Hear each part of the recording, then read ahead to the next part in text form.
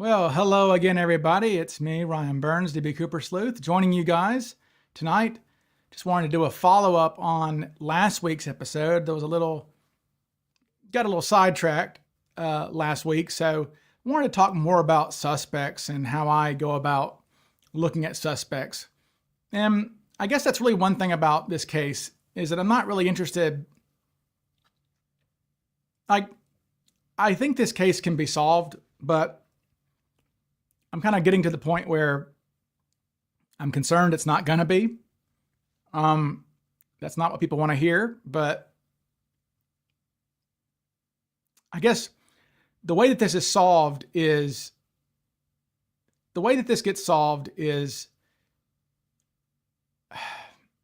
it just felt like to me that this was going to be solved by somebody coming forward after someone died. If someone knew who Cooper really was and was keeping it from people until he died. But I just don't think that's realistic now. I think that would have happened by now. If that was going to happen, that would have happened by now, right? Cooper was older at the time. So I don't know. I don't know why I started out with that downer, but anyway, I just want to talk more about suspects and what I go through with these guys. So we'll get into that in just 1 second. Let me go grab something. I'll be right back.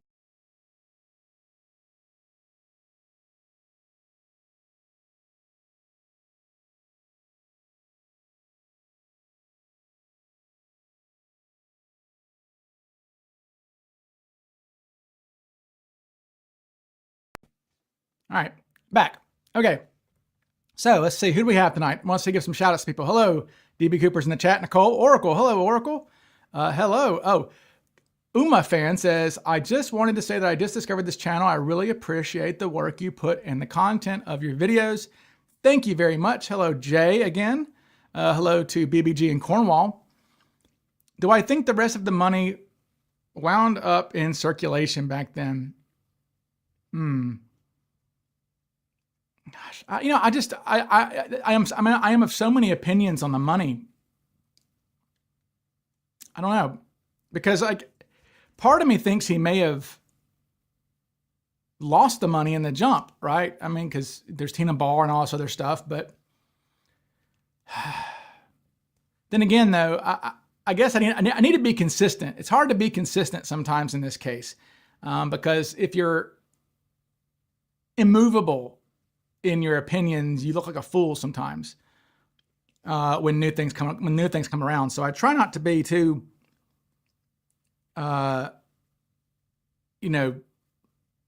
rigid in my beliefs and things. Okay, so the money, it appears that the money did not get there naturally. I mean, that's what the science. We're actually going to have a hydrologist come to CooperCon this year and talk about it. So we're going to have a hydrologist.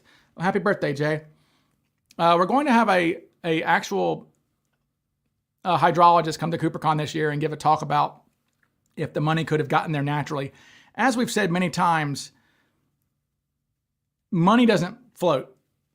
Hi, Dana. Money bundles don't float. They'll sink. If you throw a packet of money into the water, it will get waterlogged and sink to the bottom. So there's that. I mean, we've done experiments on that. Okay, that's a mark for natural arrival against it. The dredge is not really an option because the dredge pipes they used would have torn the hell out of the money, and it wouldn't have ended up like that. I do want to make something clear though. It was 3 packets of money that Brian Ingram found.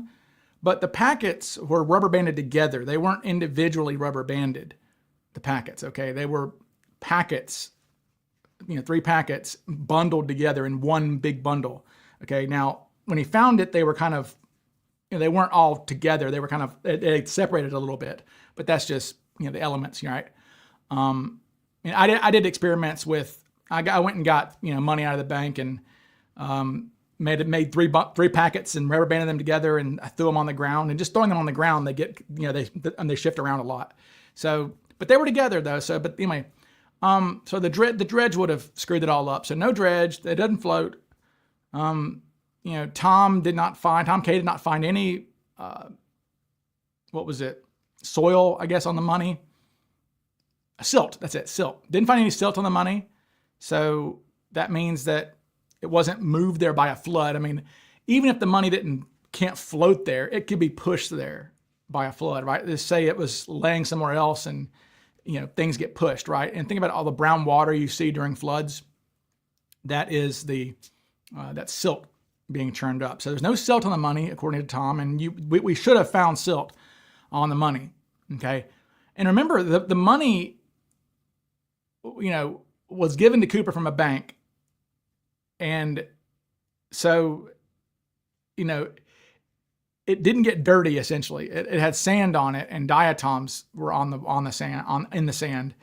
But it was wet, though. But it was wet with springtime water, if we remember right, because the diatoms were spring diatoms. They weren't the fall diatom species that you would expect to find on money if it got wet. So Cooper did not land in the drink that day. That needs to die. Like, that was a popular theory for a long time, but Cooper jumps well north of the Columbia River, almost certainly. Like I said, I think he jumps somewhere between the Lewis River and Orchards, Battleground to me seems like a safe bet, kind of in the middle there, between those two areas, but somewhere around there. And it would have been before they made their turn around the airport, I think, because I think if he had jumped while they were in their maneuvering around the airport of Portland, then I think they would have remembered that timestamp and say, oh well, it was when we were manually flying around the airport, right? What grudge makes the most sense, or no grudge at all?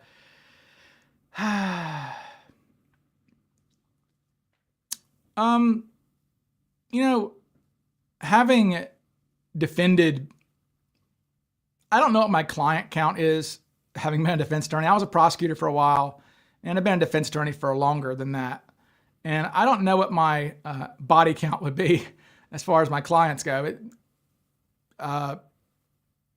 Almost 1,000 maybe. I don't know, but these are people charged with crimes, and they all have an excuse. A lot of them. I mean, they all have a grudge for why they're doing what they're doing.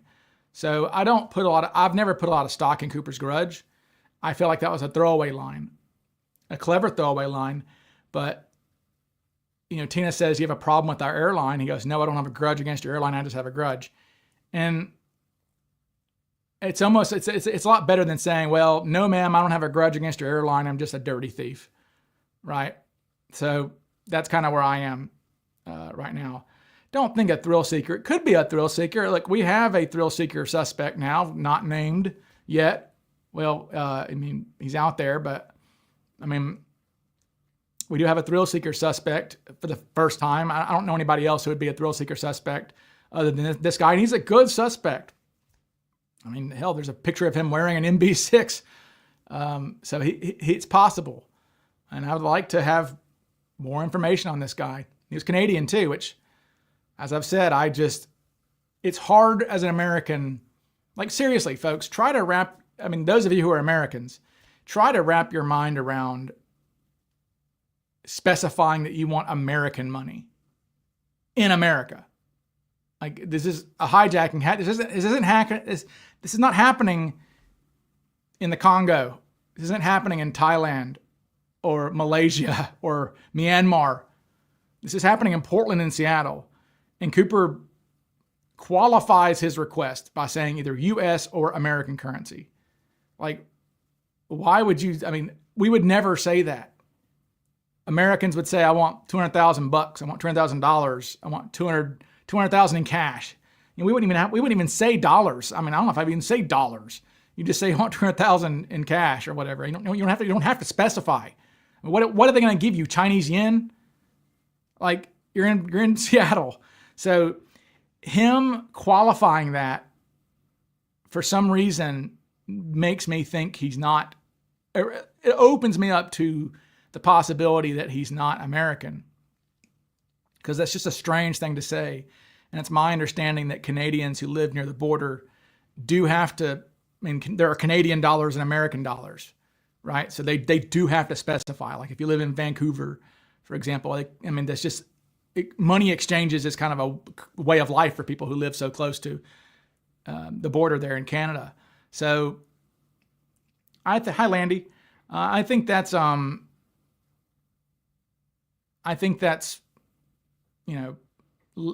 very possible that he was Canadian. And then there's the Dan Cooper connection too with the comic but now that is a wonderful Nikki with the quote of the millennium for Cooper.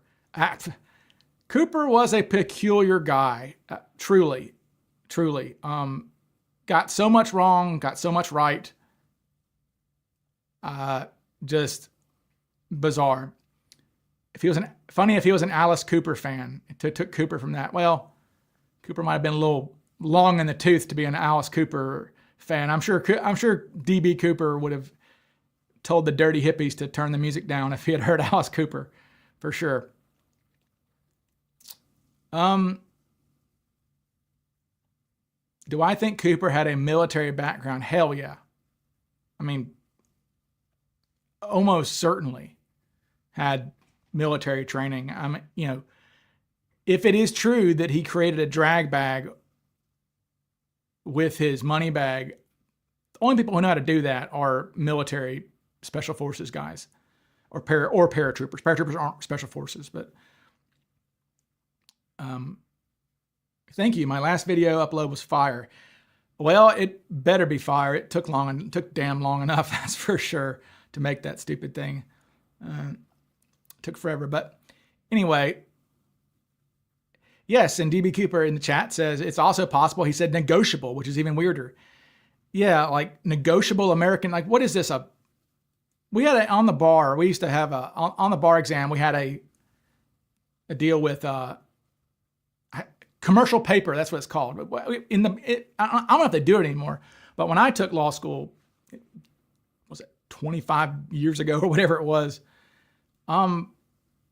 we had to learn this thing called commercial paper. So we learned all about negotiable currency, and it was stupid. I don't know why they had that on the bar exam. I mean, I don't know why I needed to learn about checks being just about paper, like people writing checks and things. I don't know. I still don't even know what it's about. Commercial paper is obnoxious. Anyway, negotiable American currency. If that's what he said, that is a strange damn thing to say, is it not? I mean, why would anyone say that? Okay. But yeah, military background, I mean, I don't even know. I mean, let's just even look at our suspects here. If we just look at the broad collage of suspects and see what we come up with. All right. So here we are with these guys. Oh, actually, that's mine. That's not the wrong one. That's the wrong one. I want the one like, is this the right one? I want the one that's not gimmicky for my, well, nope. Where is my correct one? I know where it is. Okay. Sorry about that. Here we go. Okay, so just look at these suspects that I just have. I just have a random list of suspects that go on my webpage. So we just look at these guys.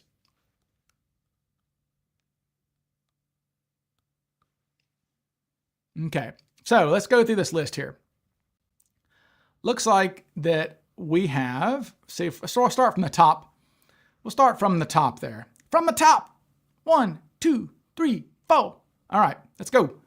All right, so top left, we'll go across like a typewriter. James Roman, we talked about him. James Roman was a Air Force pilot.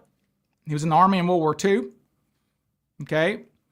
Next guy is Roger Strom. Roger Strom was in the Air Force in Korea, the pilot.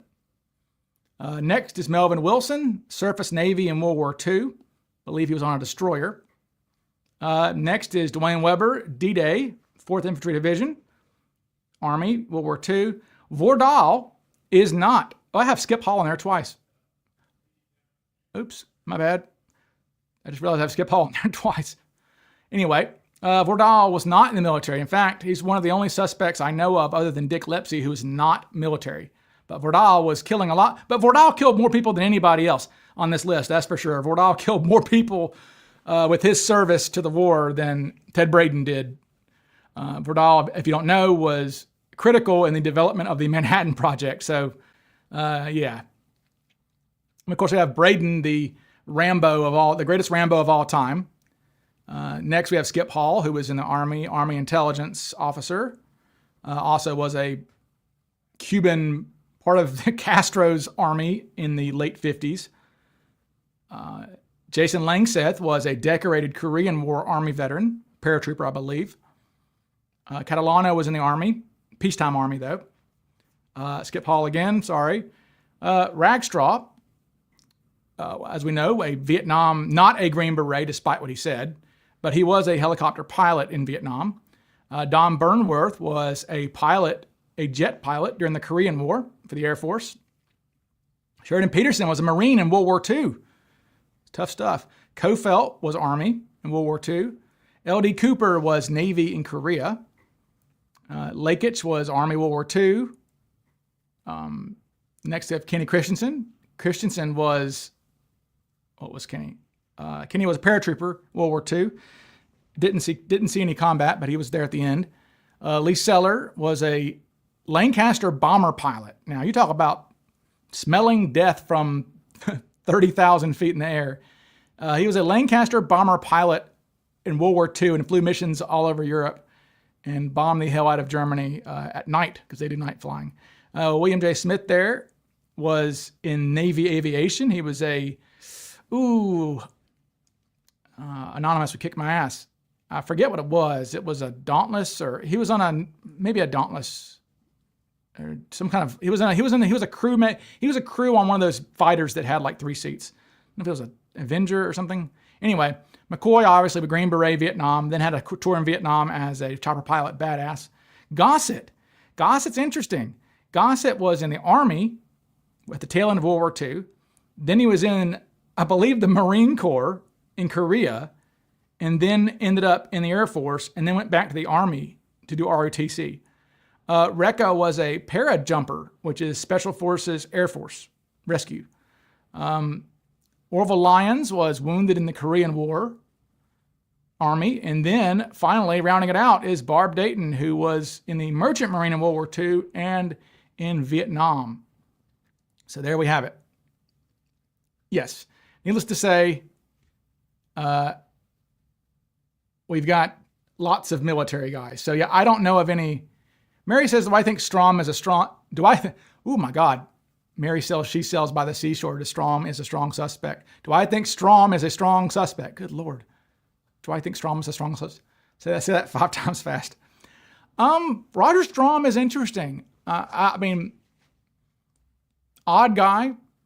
The fact that he was belligerent to the FBI is unique. You don't see that too often with suspects, where they're actually being jerks to the FBI and acting. And I think Strom is one of the guys who acted like he didn't know what the hijacking was. And then later on in the same interview starts talking about the hijacker who jumped out the back of the plane. And it's like, wait a second. I thought you said you didn't know. So I think they kind of caught Strom in a bit of a, not a lie, but I don't know. But yeah, Strom, odd guy.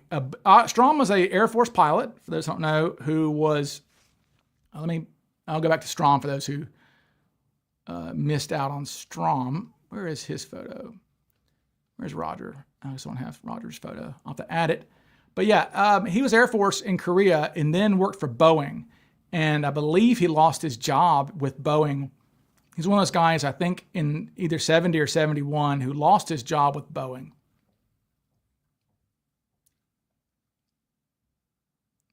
Yeah. And he's got a good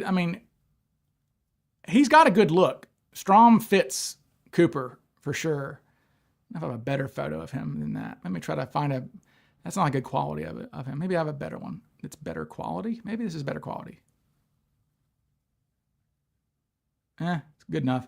But yeah, so look at his lip there. He got something going on with his lip. He looks darker than average. Nose looks right, kind of pointy on the end.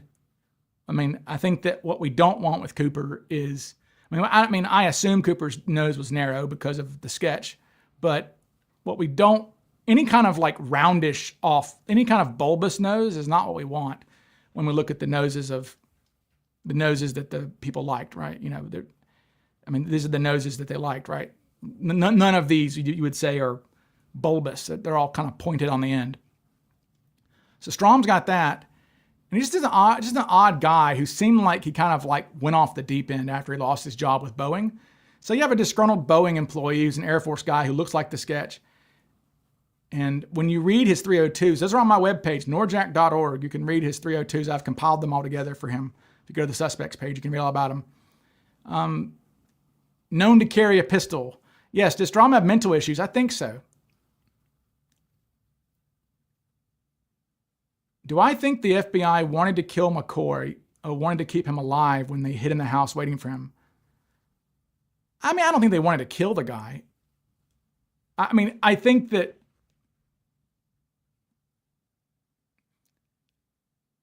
the guy who shot him, Nick O'Hara, is a douche nozzle. And good point, Nikki. Yeah, Strom does not look homely. Yeah, I don't think Strom looks homely. Although those are all college pictures of him, so maybe when he's 45, he looks a lot different. But still, yeah, not ugly, I would say. But Nick O'Hara may have wanted to kill, McCoy. I don't know why this guy, put a notch in his personal shotgun for when he killed McCoy. So that guy seemed to have a hard on for killing people, considering he had other notches on his gun. So maybe. Police did think McCoy was Cooper. No, they didn't. A few guys did, but they didn't know the case. Everyone who knows this case actually knows the DB Cooper case, knows that knows that he wasn't Cooper, and the FBI had eliminated him by then. Ryan, I have a hunch he had another person on the plane as a backup. He needed another guy as lookout and to make sure his demands got met. To go solo was risky. Someone could have just tackled him. I know all the passengers. I don't know them personally, but I've looked in their histories. There's nothing weird about these people. They were just going about their business. I don't think he had a person on the plane. The fact that, I don't think he had backup because look how jumpy he was. It's like somebody asked me in the comments, it was a good question. They said, why was Cooper so freaked out about anybody coming back to bring the rope to tie Tina to the chair? Well, I do think that Cooper was a Cini copycat. I do think he was inspired by Paul Cini. Hello, Tina Mucklow. How are you? I do think he was a Cini copycat. And Cini, if we recall, his heist ended when he was bludgeoned with an axe he was distracted, undoing his parachute, and he was hit in the head with a fire axe by one of the male crew members.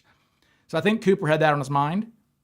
The front page of all the pictures on November, 14th, so 10 days earlier, was a guy in a bed with his head all bloody. So I think Cooper was very much aware that he didn't want any males or anybody coming back there. So he says, nobody's coming back here. So there's that. They thought McCoy was Cooper until he was eliminated. He was their strongest hunch for a week. Well, yeah, sure. He seemed like a decent suspect, but then when they looked into it, it didn't take them long.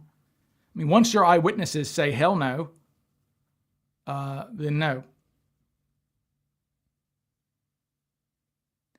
I buy into the theory you have mentioned before that he used the door as an excuse to keep Tina back there as a hostage.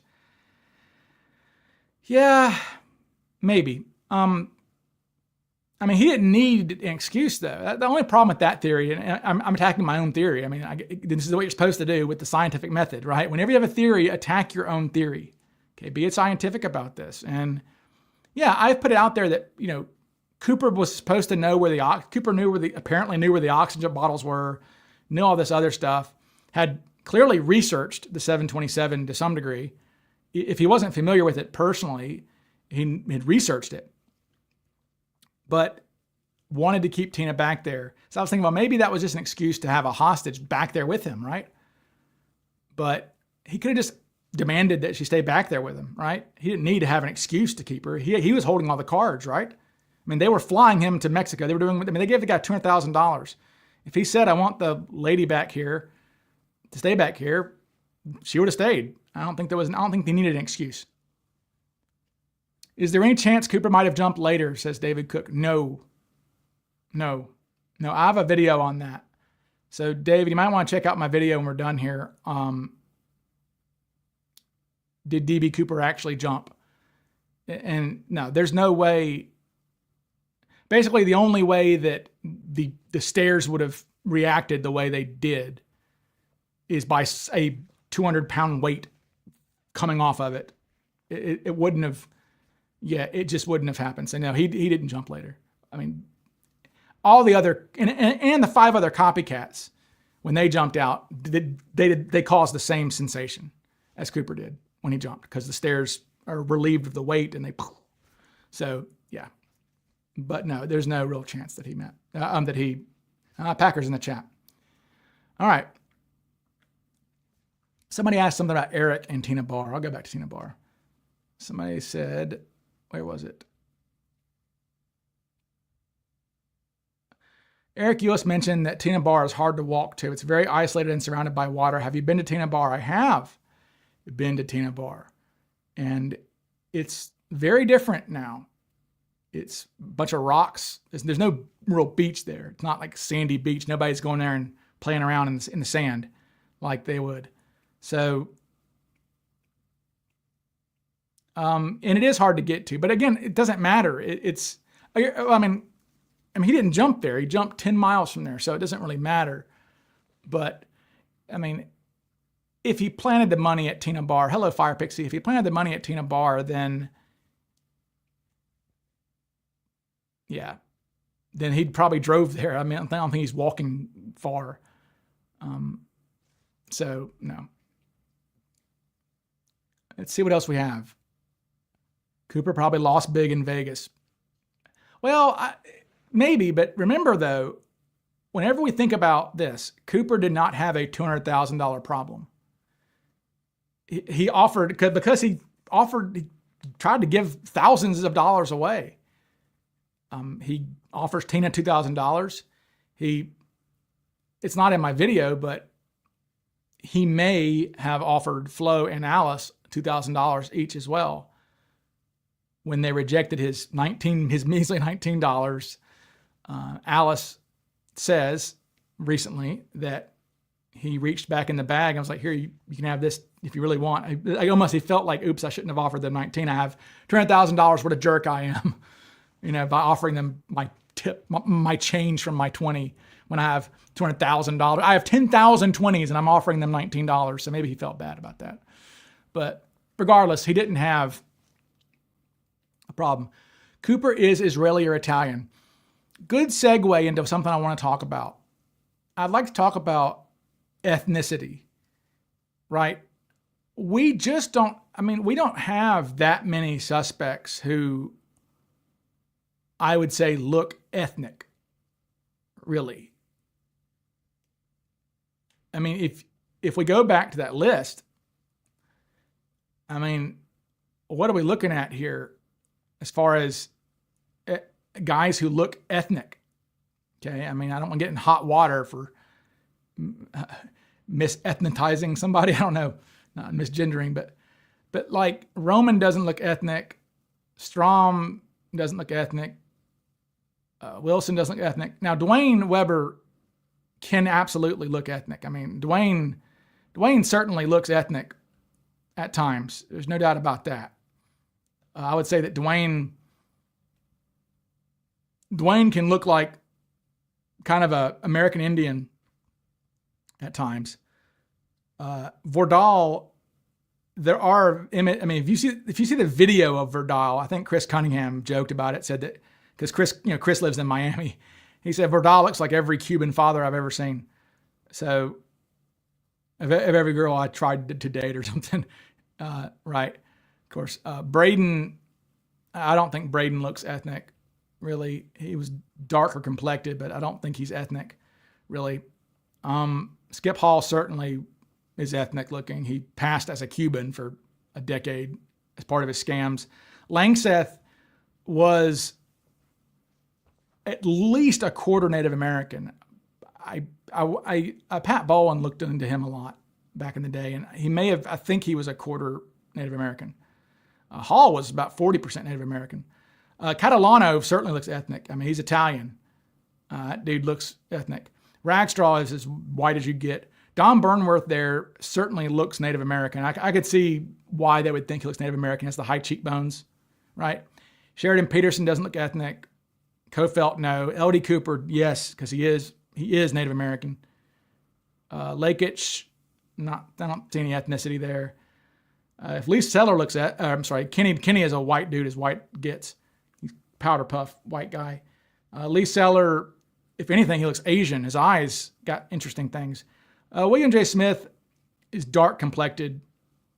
McCoy doesn't look ethnic. Gossett doesn't look ethnic.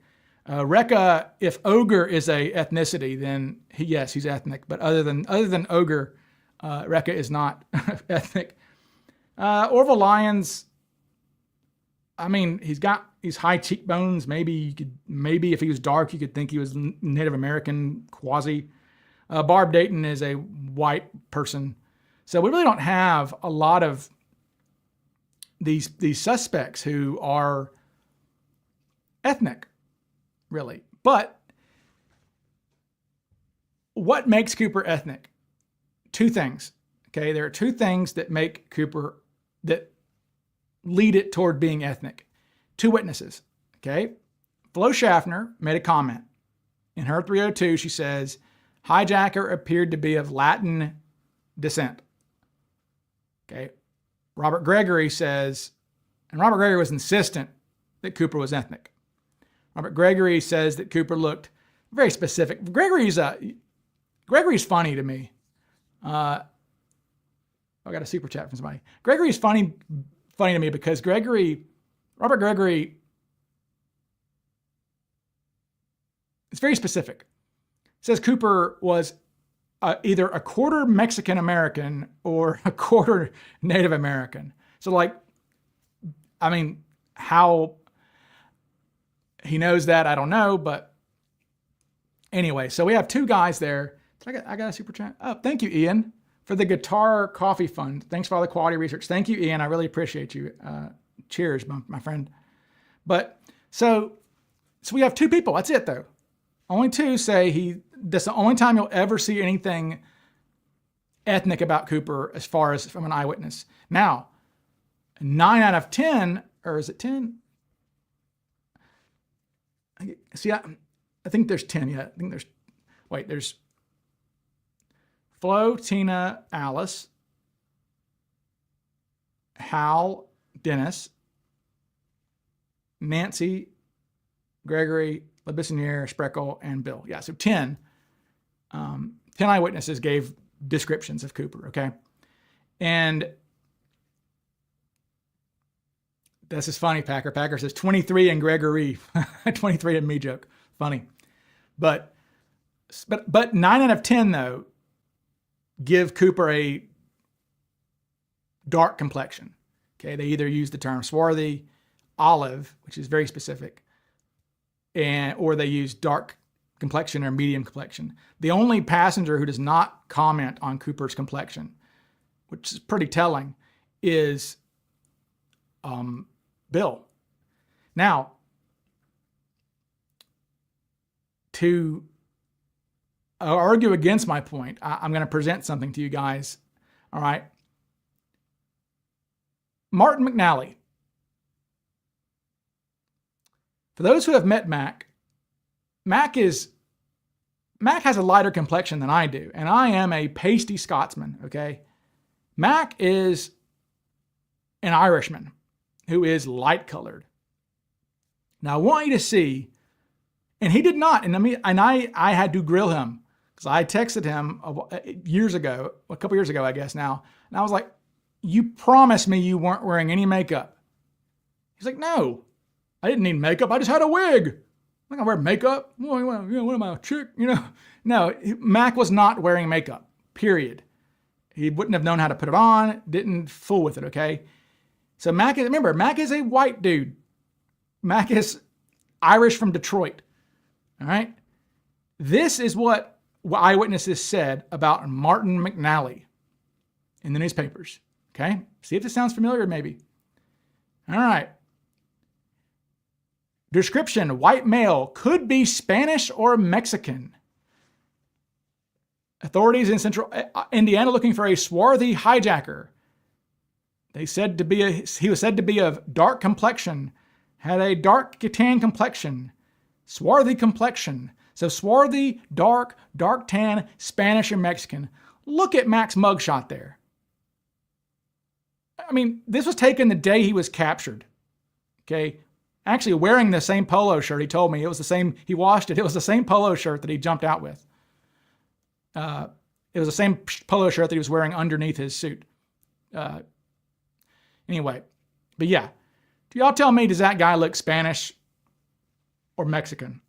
I don't see it. Does he look swarthy, dark complexion?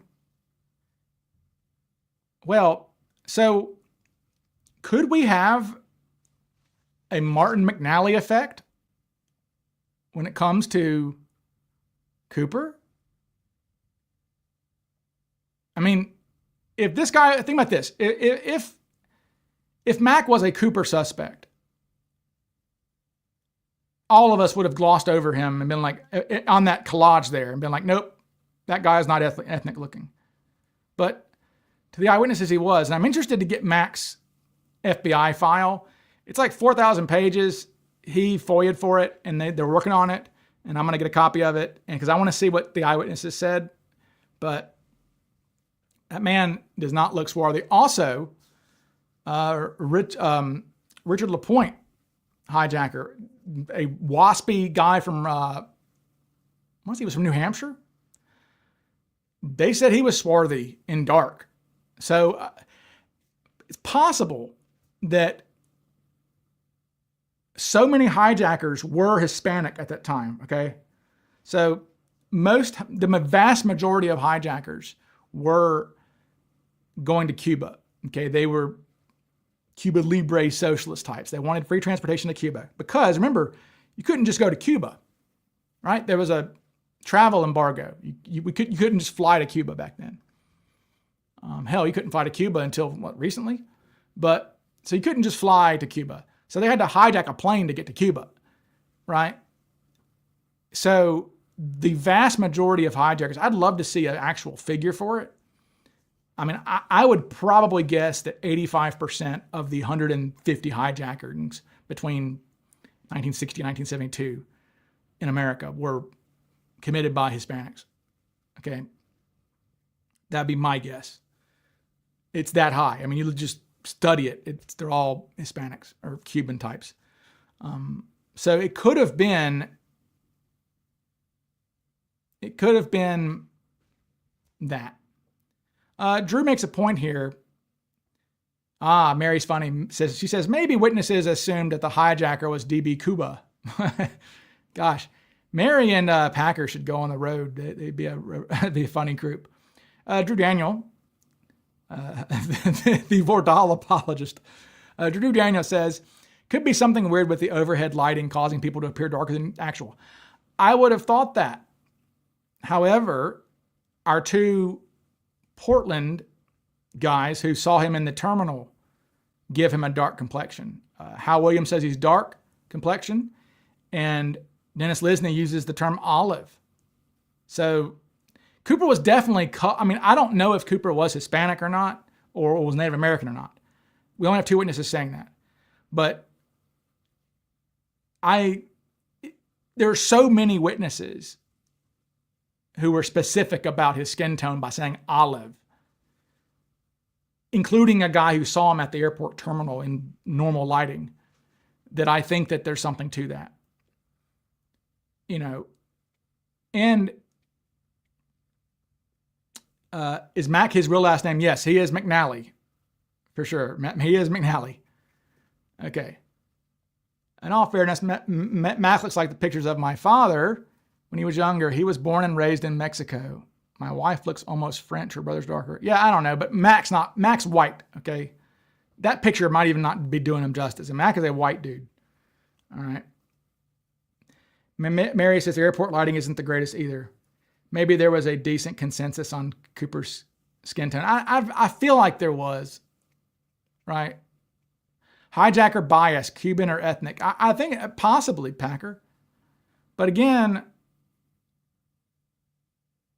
I feel like Flo Schaffner got a really good look at D.B. Cooper. And she says Latin descent. And she saw him again. I mean, remember, she goes back on the plane, right? You know, Flo goes back onto the plane to get her purse. And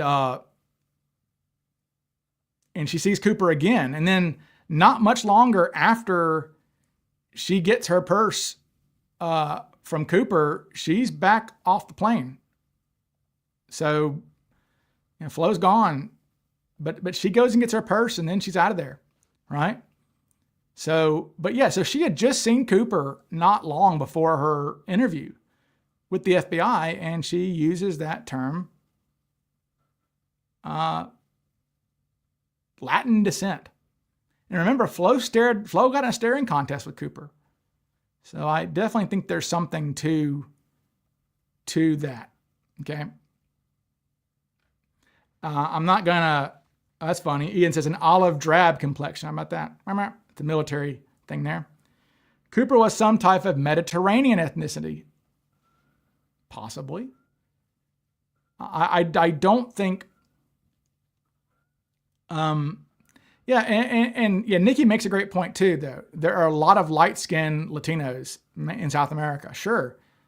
I mean, if Brazilians are very light-skinned at times, Colombians can be particularly light-skinned. Colombians can have red hair, right? I mean, look, Louis C.K., the comedian, is an ethnic Mexican, right? On like both sides of his family, I believe.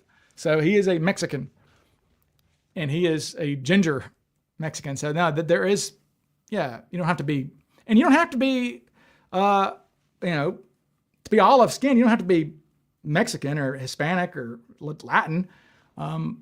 We learned during the Vordal research that even if you Google olive complexion, like Norwegians apparently are olive complected, which is what Vordal was, a second generation Norwegian. So like they are dark complected apparently. If you Google olive skin tone, they pop up. So, and I didn't know that. There was a Native American, because they never used Native American actors apparently back in the old days. You remember Iron Eyes Cody was an Italian, and there was another early actor who was a Native American who played Native American parts, and he was from Norway. So, and Nikki says Argentina. Yeah, absolutely. Yeah, Canelo Alvarez's ginger. Yeah, so yeah, we just don't know what his color was. Scots like Seller can be dark too. We all have dark Irish, right? I mean, look, my sister-in-law, Megan O'Shea. I mean, like my sister-in-law is like, second generation Irish, right? And and her and all my nieces are very olive complected. They're black Irish, they call them, right? I don't know if that's a slur, but they call them black Irish. And I don't know how true it is. It could be an urban legend, but allegedly, when the Spanish Armada was wrecked, 10,000 of these Spanish sailors crashed ashore in Ireland, and a lot of them stayed and interbred, and allegedly that's where the dark complexion in Irish people comes from. Don't know if it's true or not. So don't quote me on that, but that's the rumor. I've never really looked into it. Charles Bronson played Mexican too, but he was European. Yeah, he was like Hungarian or Czech or something, wasn't he? I forget what he was. So, okay. It would be nice to have more suspects who were Hispanic or Native Americans. Yeah, I mean, we've got one. Well, we got a couple. I mean, this is Shale Sonnen's suspect, a guy named Thomas Jett. Too young though. He was 28 at the time, a Portland resident. Maybe he was Special Forces, I think. But this is Shale Sonnen's Indian or Native American. Sorry, Indians. I mean, look, I am a Native American. I mean, the term Indian is just still used. I mean, there's the Bureau of Indian Affairs. The tribe that my people are Choctaw, the Mississippi Band of Choctaw Indians. I think that's what we use. So, I mean, sorry, Indian is not a slur to say somebody Indian. But yeah, this is a Native American, though, from I believe he was from Yakima or somewhere. But that's Shale Sonnen's guy. But he was just too young. Not a bad look, though, for sure. Small nose. All right? Small nose.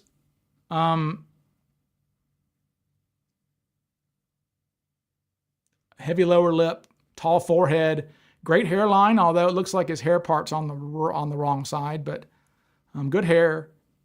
But 28 years old it's hard to swallow, right? That's a hard one to thank you, JP viewer. Bronson was Lithuanian, Polish. Yeah, I knew it was Eastern European. Yes, Vince. Pronounced Jetty. Apparently. 28 is pretty far out of the realm of possibility for me. It's tough. As I've said, Hal Williams, the only guy who was actually trained to look for hijackers. He failed miserably, but the only guy who was trained to look for hijackers. The only guy who was trained to look for hijackers. What was I saying? Oh yeah, was 39 years old, and he put Cooper's age at 50. So 11 years. So like whatever age you are, try to imagine mistaking somebody 11 years younger than you for being 11 years older than you. Like that would be, I'm 42. That would be like me thinking that mistaking a guy of 31 for being 53. That, especially if I'm like eyeballing the guy for a while. It sounds like Hal was giving Cooper the stink eye a little bit. But Cooper didn't hit enough of and they're still confidential, by the way. We've tried to find this list of what these people were trained, because apparently it's still relevant. There is a list that they came up with there was a psychological thing that was done to spot hijackers that people were trained on in the 60s and 70s. And it worked, actually. I mean, surprisingly, it actually worked. And to some degree of success, profiling. I mean, that's what the Israelis do, right? The Israelis are, and remember back, if you remember 20 years ago, oh my gosh. Yeah, well, that would have been over 20 years ago. After 9/11, there was a lot of controversy about profiling people. But it's like, well, the Israelis profile people at the airports, and that's how they catch people. So we were profiling in the 60s and 70s. So Hal Williams was trained to do that. And Cooper just didn't hit enough of the buttons. But I think that's why he spotted Cooper, because I do know there were several that have been leaked. And like some of them were weird, though. I forget what they were, but some of them were like stands close to the columns at the airport, whatever, will walk around without buying things in shops and all these kind of things like this. One of them was interesting, was not dressed for the location they're flying to, which is kind of funny. Like if you're flying to Vancouver, Canada in the winter, and you're wearing a short sleeve shirt or something, right? So, no, Vince, McCoy is not a weak suspect. He's not a suspect, to be blunt about it. McCoy is not even a suspect, in my opinion. But anyway, so I think we had this thing from Hal where Hal says that Cooper was skulking off to the side. And I do know that is one of the markers. So I think that's why he remembered that. Because one of their like checklists of things, if people are acting kind of sketchy, is if they're standing alone. I guess I'd be singled out because I don't want to stand near anybody. At the airport. But Cooper wasn't. Cooper was just off by himself. I often, there's that one photograph that I just love that Chris Brower found. I mean, maybe my favorite photo that I've ever seen from Cooper research is, and this is really close too. I think we even identified what gate it was. This is really close to where Cooper boarded. So this is an actual, it might even be the gate. Chris Brower's in the chat. Let me know. But this guy here, right? I mean, dude's got a briefcase, black coat, dark hair, arms crossed, standing off looking out the window. That's exactly what Cooper did. Standing off by the side, staring out the window. Okay? And that little ramp there, you see that ramp there that goes down? That's the ramp the passengers had to go down. Okay? Because they had to go out the door. So that because there was construction at the airport. So they didn't walk onto the plane through a jetway. That's why they boarded up the rear of the plane, because there was construction going on. So they had to walk down this little ramp here and then walk out into onto the tarmac. I just love that photograph. That's a really eerie photograph in a way. I love it. It'd be a cool painting to have almost. Flo and Tina are S-tier witnesses. I feel their descriptions are the best. Sure. Yeah, of course they are. They're the ones who spent the most time with him. Ian says that guy looks great, but his hair is too thick. Yeah, maybe. Jay says, Ryan, why didn't he bring his own parachute like McCoy did? Probably didn't have one. That's the difference. Okay, we have two of the copycats brought their own parachutes and jumped out. And that being McCoy and Hetty. And those are the only two recreational skydivers who did this. So literally the only two recreational skydivers who did this brought their own parachutes, because that's what they would do, right? Your life depends on your gear. Okay, skydivers are very peculiar about their gear. So if they're going to bring their own things.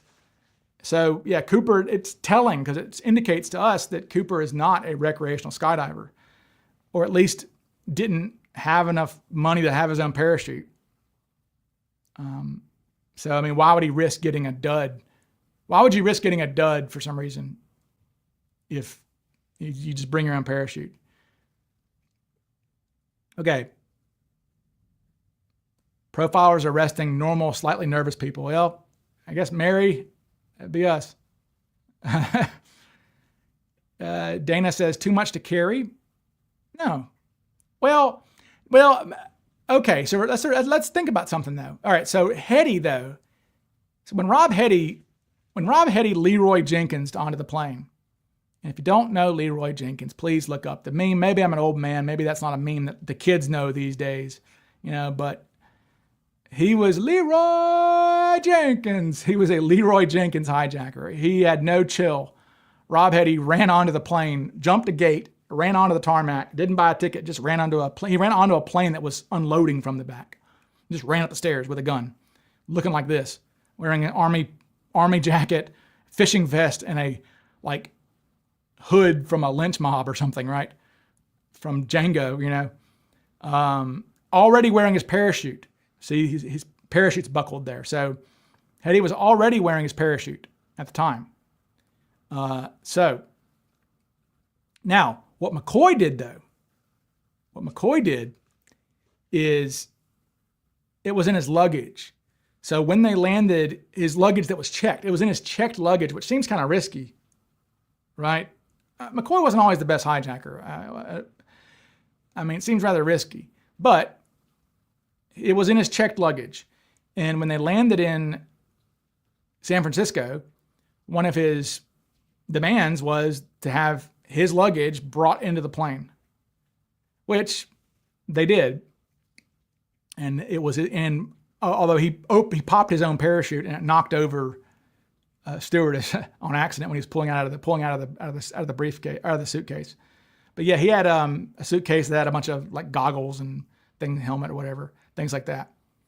Yeah, Cooper did take a risk of getting 4 dummy parachutes, but that's almost certainly why he requested 2 sets of parachutes because, we're not sure, but he could have just wanted 2 sets to choose from, but seems like he would have thought enough to go, okay. Because Cooper does seem like somebody who has the capacity for abstract thought. So our general thought in the Cooper vortex is that Cooper requested 2 sets because he wanted the people out there to think he was going to make a hostage jump with him, Tina, for example. So they're not going to risk her jumping out with a dummy parachute. So they're going to give you 2 good parachutes. What actor of any age do you think resembled him the most? Well, my guy is, let me see, figure out what that guy's name is.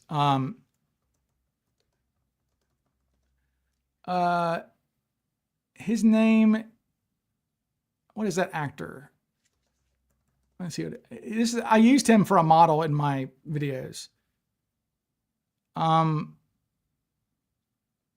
Patrick Fischler, that's it. Yeah, let me try to figure out. You may recognize him from my videos. You may recognize the actor from my videos as DB Cooper. I think he has a good look. Although his nose might be a little big. Waka waka. But he's got a good look. You may recognize, he's a character actor. And let me pull up his thing here for you guys. Oh man, this is troubling me. Give me a second. You're probably already finding photos of him, but I think he's the best. He's my favorite Cooper. And like I said, I modeled my guy after this actor. Sorry, almost there, folks. People ask these questions and I have to come up with these things rather quickly for you guys. Okay. Here he is.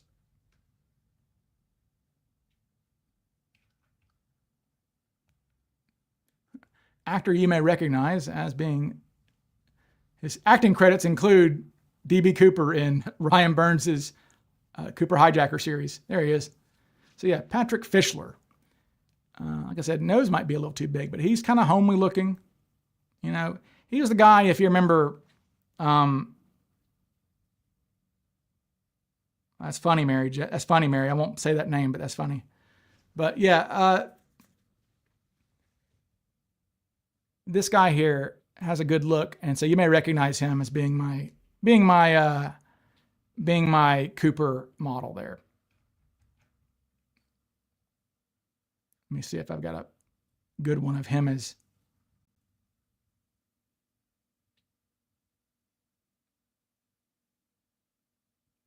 See if I have a good one of him as my Cooper. Yeah, you can see the resemblance here. If this will upload. Sorry, it's taking forever. Yeah, there he is. Yes, there you go. You can see that resemblance there. So yeah, that's he's modeled after that guy. Because I was trying to find, I thought about Adrian Brody for a while. Like if Adrian Brody's nose wasn't so extreme, Adrian Brody would be a good Cooper if his nose, looks like Catalana, but with a chin. Yeah, he does. But Brody, if you had a Brody with a smallish nose, it could work. Right? Do I have that? Let me see if I've got, because I think I tested it out one time. I did a screen test. I auditioned Adrian Brody to be Cooper. It didn't work out. I had to have his. I had to break the bad news to his agent that I couldn't cast him as DB Cooper. But I tried to have him work out as Cooper, but it didn't come to fruition. I don't have it. But anyway, yeah, I tried to make Brody Cooper and with a smaller nose, and it wasn't terrible, but it looked too much like Adrian Brody's. I think people would have been like, "That's Adrian Brody." Resembles Barnabas from Dark Shadows. Yeah. Oh yeah. Let me get that off the screen. My bad. I forget. I forget when I have things on the screen too long. Liam Neeson's way not good. But yeah, anyway, Patrick Fischler, I just remember him mainly from being the Utz Nuts guy from Mad Men. Jimmy Barrett, like the entertainer. I think Don seduces his wife or something. Whose wife doesn't Don seduce? Mark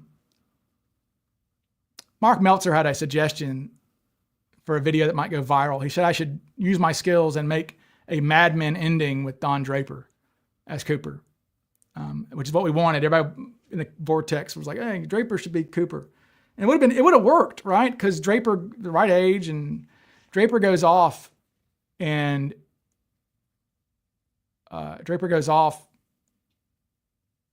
like goes on this midlife crisis there at the very end and starts being a daredevil, starts getting into fast cars and things. If you remember the very end of Mad Men, kind of loses his mind a little bit. Would have been a great ending. And if you remember, like the opening of Mad Men is him falling in a skinny black tie, and it kind of would have been neat to have him a Cooper. Keanu Reeves, Fire Pixie. Oh, I don't think anyone has ever called Keanu Reeves homely. Okay, Cooper was not attractive. Let's not forget that fact, that Cooper was probably an unattractive individual, despite what the sketches look like. If I could ask Cooper one question, he had to answer truthfully, what would it be?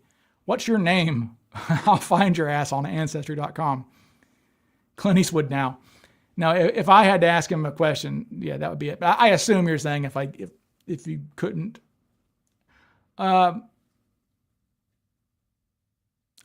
If it wasn't going to identify him, I guess is what you're saying, right? If I couldn't say, what town are you from? What's your age? What's your birth date? What's your social security number, Cooper? If it was a non-identifying question. Fire Pixie says she does not find Keanu Reeves attractive. Okay. You're probably in the minority on that, I would think. Ladies in the chat, let me know if you find Keanu Reeves unattractive. Bogus.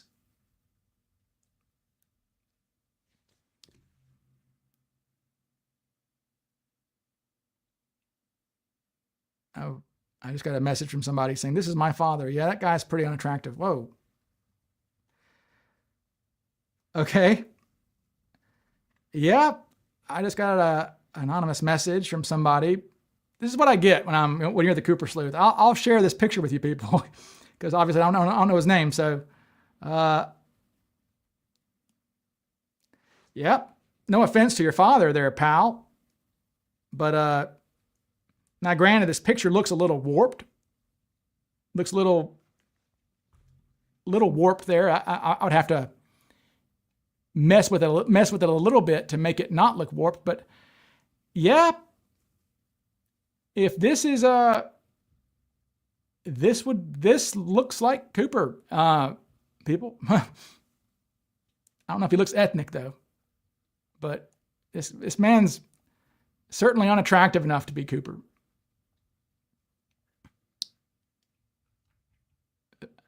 I'm live on air, people. Don't be sending me stuff and I'm live on air. But hey, thanks. I don't know. The content's good though if you send it. This cat here. Now that looks like the Dracula sketch, doesn't it? I mean, you rang. I mean, that's the Crypt Keeper, man. No offense to your father there, pal. But I mean, I know that I'm no looker, but yeah, maybe if I warp this guy, maybe he needs to be warped a little bit, I think. It's a little dodgy there, that photograph. I wonder if I can warp him to make him not look. I'm gonna warp this photograph live on air to make him look a little less Crypt Keeper looking.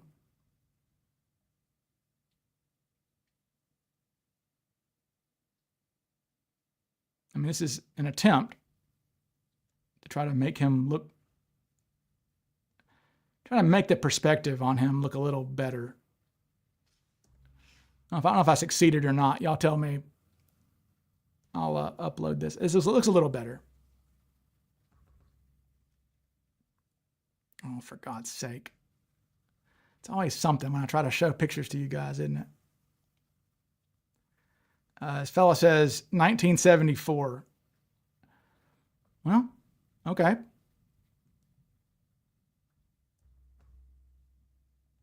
All right. This is my attempt to try to fix that fella's face.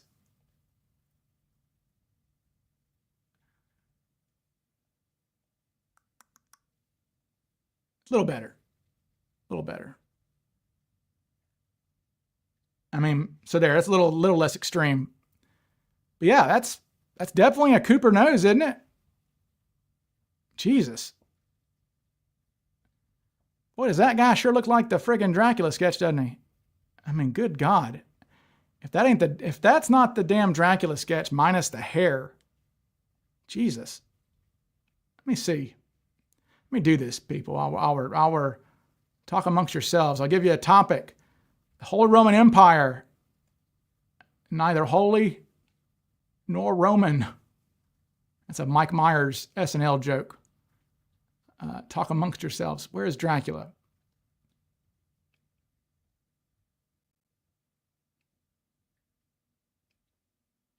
Here's my poor attempt at Dracula in color. Let's see. Tried to colorize the Dracula sketch a little bit.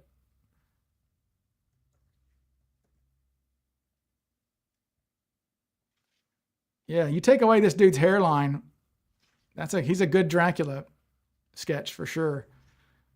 All right, almost there, people. Hang on, hang with me. I'll do this as fast as I can. Have all this equipment in front of me. Let's take away his hairline, because the Dracula sketch, that hairline is so extreme.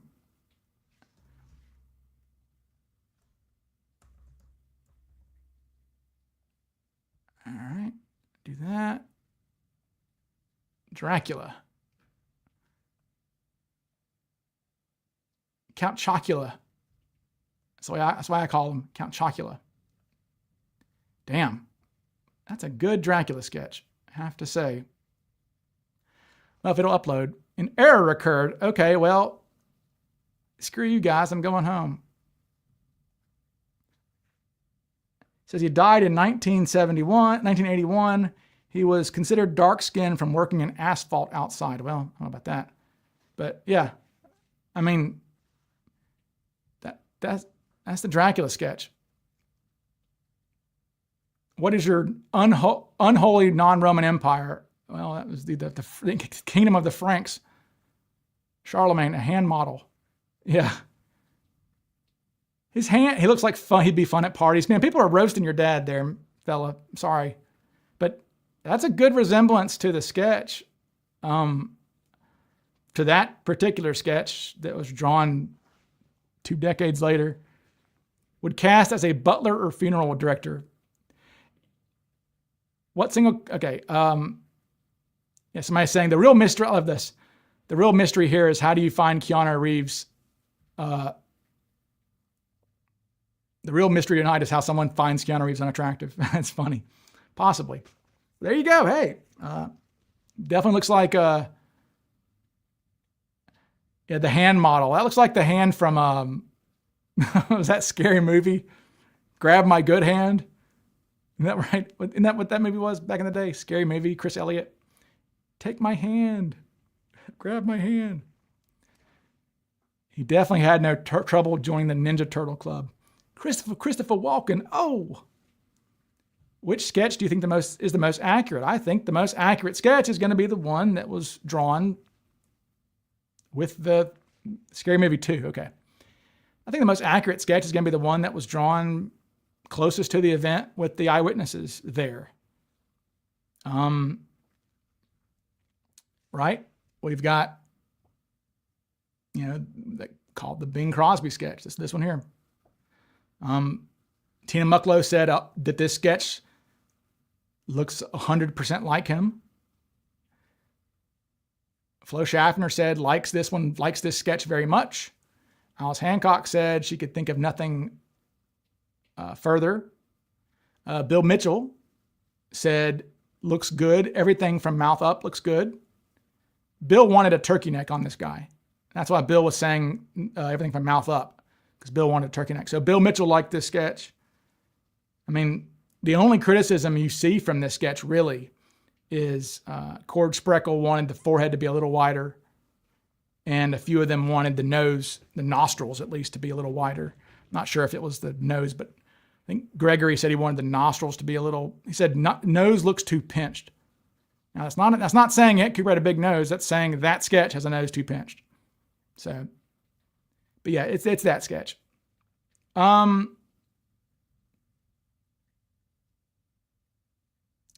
Leonardo says, Cowabunga, dude. In my opinion, there's no such thing as a good police sketch. They only look like the perp in hindsight.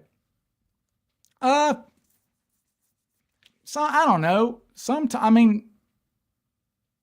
I guess there's value in the sketches though. Like if you're already thinking, like if you think, oh, that might be my friend Tim who did this crime, and then you see a sketch and it looks kind of like Tim, then you go, So I mean, I think there are,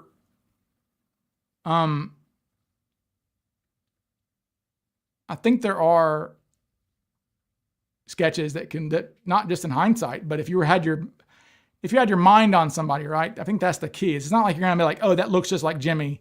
It was Jimmy. But I think where it helps is if you're already thinking Jimmy might have been involved in it, and then you see the sketch and go, oh shit, looks just like Jimmy. I think that's where. But I mean, Richard Ramirez's sketch is not bad at all. What was the cat's name in New York City? Son of Sam. Son of Sam's sketch is pretty good. And you get some bad ones too. Bundy's not good. Jeffrey Dahmer's sketch looks ridiculous.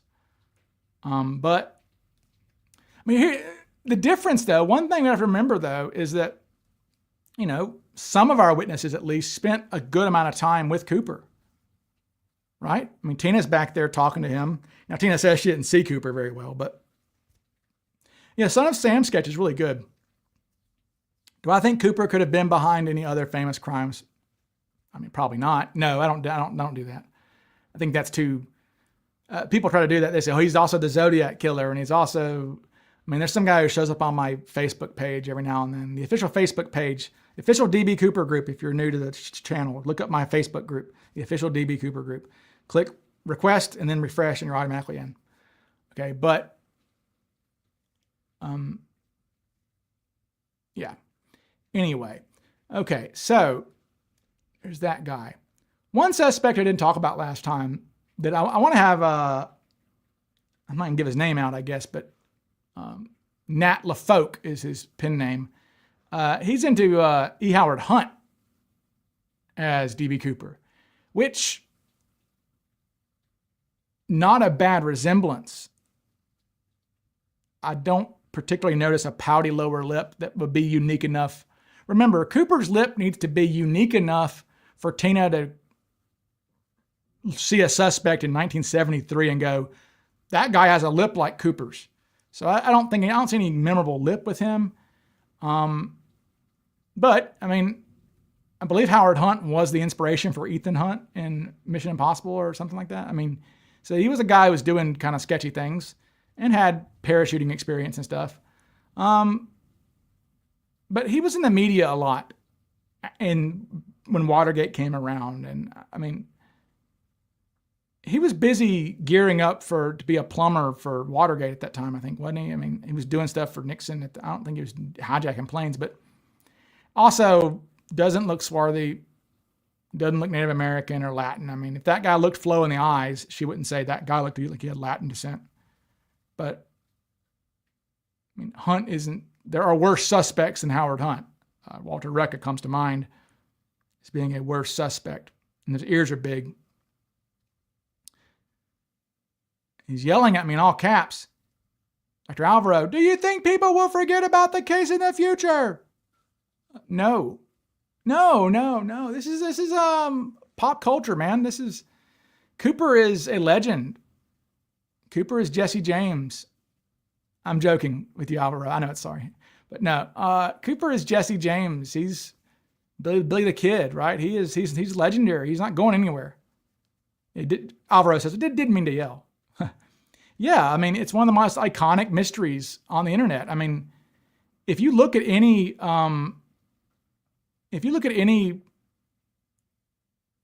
sort of like listing of internet mysteries, right? You'll see Cooper's always on there. It's always like the Lost Colony of Roanoke, which there's that. There's Amelia Earhart. Some of them are getting solved. Somerton Man was solved by our speaker at CooperCon last year. Colleen Fitzpatrick solved that one. And she was our speaker at CooperCon. So, I mean, it can be done. So, the Boy in the Box was also solved by Colleen Fitzpatrick. That was an internet mystery. Her issue with the Cooper is there's just not any real good DNA out there. I mean, if we had the cigarettes, I mean, the hair, I was glad to hear that Colleen kind of pointed out that really it's the hair or bust, really, when it comes to DNA.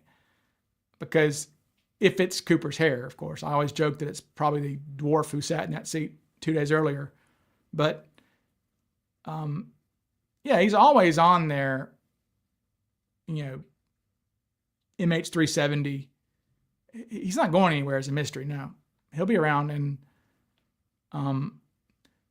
GST Computing says, I'm just naming all the episodes of In Search of. Am I? Yeah, pretty much. But yeah, Somerton Man. What's some of the other mysteries we got? Ladybug of the Dunes. Zodiac is probably top of the list. Yeah. I would say as far as crime goes, right? Unsolved crime. Yeah. In America, at least. Jack the Ripper is always going to be number one all time. Yeah, Jack the Ripper, it's hard to imagine any unsolved mystery ever being, he's the king, right? The Alcatraz escape. Yeah. I saw Trump wants to open Alcatraz again. All right. But Alcatraz, mystery. Those guys, I don't know if that's a mystery, really. Those guys lived, pretty sure. I feel pretty good that those guys lived. I mean, there's a photograph of them, of dudes in Brazil.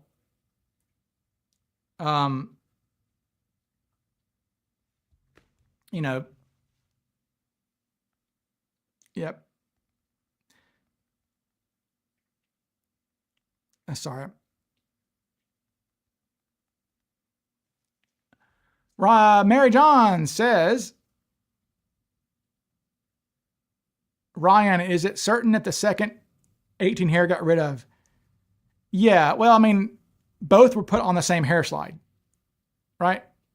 So, yeah, there were two hairs on the one hair slide, QX225, whatever, that they mysteriously shut down my FOIA for that, like a bunch of jerks. But I tried to file a FOIA for it, but it didn't work. Landy says, my elementary students are so intrigued by the Cooper case. The young generation will keep it alive. Look, people, we are not going to run. Look, the adventure agents, right? Something like the adventure agents is not a Cooper-centric page, but damn close for kids. Like, I mean, they've got like 12 videos on DB Cooper that combined have something like 26 million views. Like, I have literally had on two different occasions, children contact me. In fact, one of them in person, like, recognized me in Mississippi. That was like, what?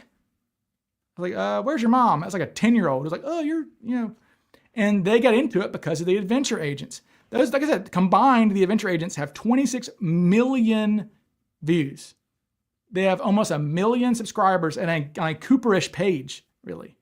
So, and we all know, like, I think most of us here, the reason we're into this sort of stuff is because at some point when we in our youth, we saw In Search Of and got into that sort of stuff. There was a show called Sightings, if you remember, on Fox, back in like 92, 91, 93, something like that. Sightings was into this. Unsolved Mysteries, right? There was always a section in the library, if you grew up in America, in school. there was always a section in your school library that had like Loch Ness Monster and Bigfoot and Amelia Earhart and these sort of things, right? Mysteries. So your interests as a kid a lot of times translate into adulthood. So I think that all these, I mean, obviously not a million, but there's gonna be a new generation of Cooperites who are coming of their own in 10 years, essentially, who are gonna be adulting in 10 years, who a lot of them are gonna bring that from this adventure agents thing. I mean, it was the weirdest thing. I had a woman who got my number somehow and texted me and said, hey, my son would like to ask you a question about DB Cooper on a FaceTime. I was like, okay, well, I need to make sure that you're in the same video with me, okay, lady? You need to be in the video too.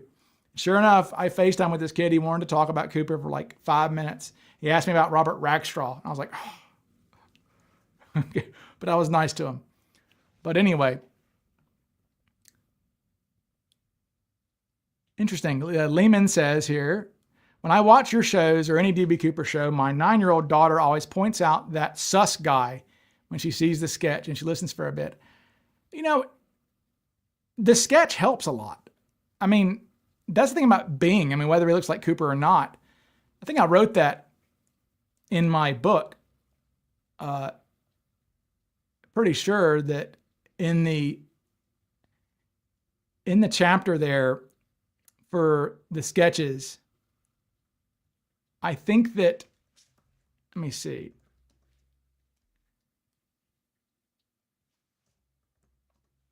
I think that I wrote, let me see. Yeah, so this is, let's see what I wrote about Bing. Yeah, okay, so this is my thoughts on the Bing sketch from my book. Because Bing was so widely published during the height of Cooper's public notoriety, the likeness would become synonymous with all things DB Cooper. Though the FBI would officially replace Bing with a different sketch in 1972, newspapers and magazines would all continue to use the sketch throughout the ensuing decades, and popular TV shows like Unsolved Mysteries and In Search Of used the Bing sketch exclusively during their episodes featuring the hijacking. The image of the calm, slightly bored-looking hijacker with the cool wraparound shades would eventually take his place on bumper stickers and shot glasses, alongside other quirky subculture icons like Bigfoot and the Roswell aliens. Whether or not he looked like the hijacker is irrelevant. He remains the face of DB Cooper within the cultural consciousness. And certainly Bing does, for sure. Rather iconic looking sketch.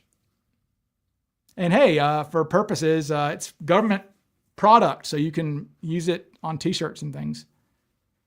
Yeah, I know, I have officially made it when I get a mother asking to FaceTime me about it.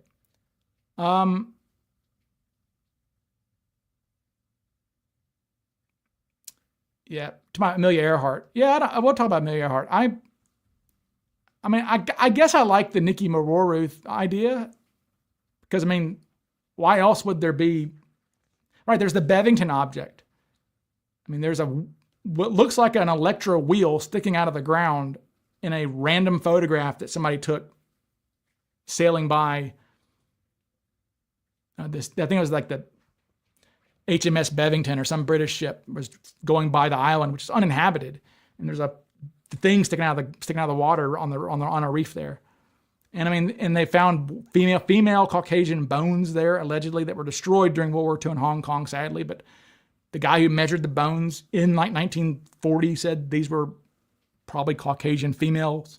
This is a Caucasian female. There's 1930s female makeup products on Gardner Island. So I don't know enough about it. I don't want to be like speaking out of turn, but I know enough about Amelia Earhart. I guess I can talk about Amelia Earhart. Gardner Island makes sense.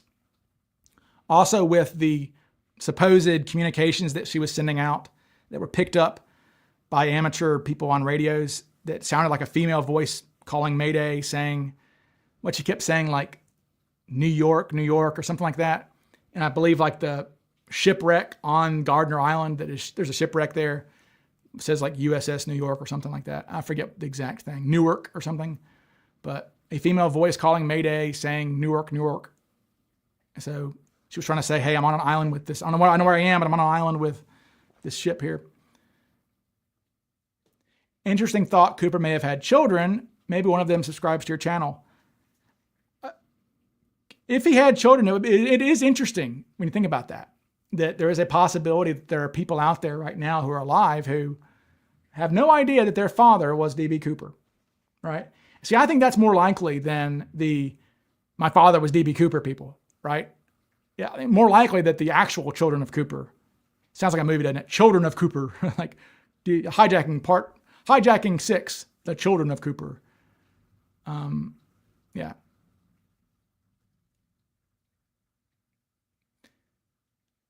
Michael Moran says, I write for Hard Times, a satirical newspaper online, and I once pitched the following. D.B. Cooper comes out of hiding to return Kid Rock shout out. True. D.B. Cooper and the money he took. That's right. It's a ba to ba, man. Please, Ryan, can you talk about Bigfoot? Could there be any connection with Cooper? No, of course not, Mary. You know that. But,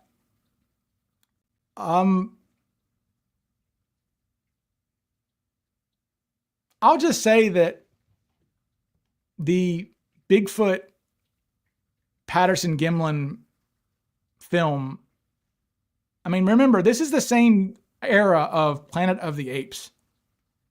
And that's what Hollywood was putting out there. That suit, if that's a gorilla suit, if that's a suit that they made for the Patterson-Gimlin film, it's got breasts, like female breasts bouncing around. It's got the muscles and the legs are moving. Whoever made, if that's a fake, that person should have been in Hollywood. Okay. So, cause that's, but I mean, for the people who say that a Bigfoot body would be found, hell no. Hell no. I mean, that's people who don't go in the woods. Spend time in the woods. How many carcasses do you ever come across in the woods? Very, very rarely. Never. Almost negative carcasses if you spend time in the woods. Scavengers will eat that crap in a second.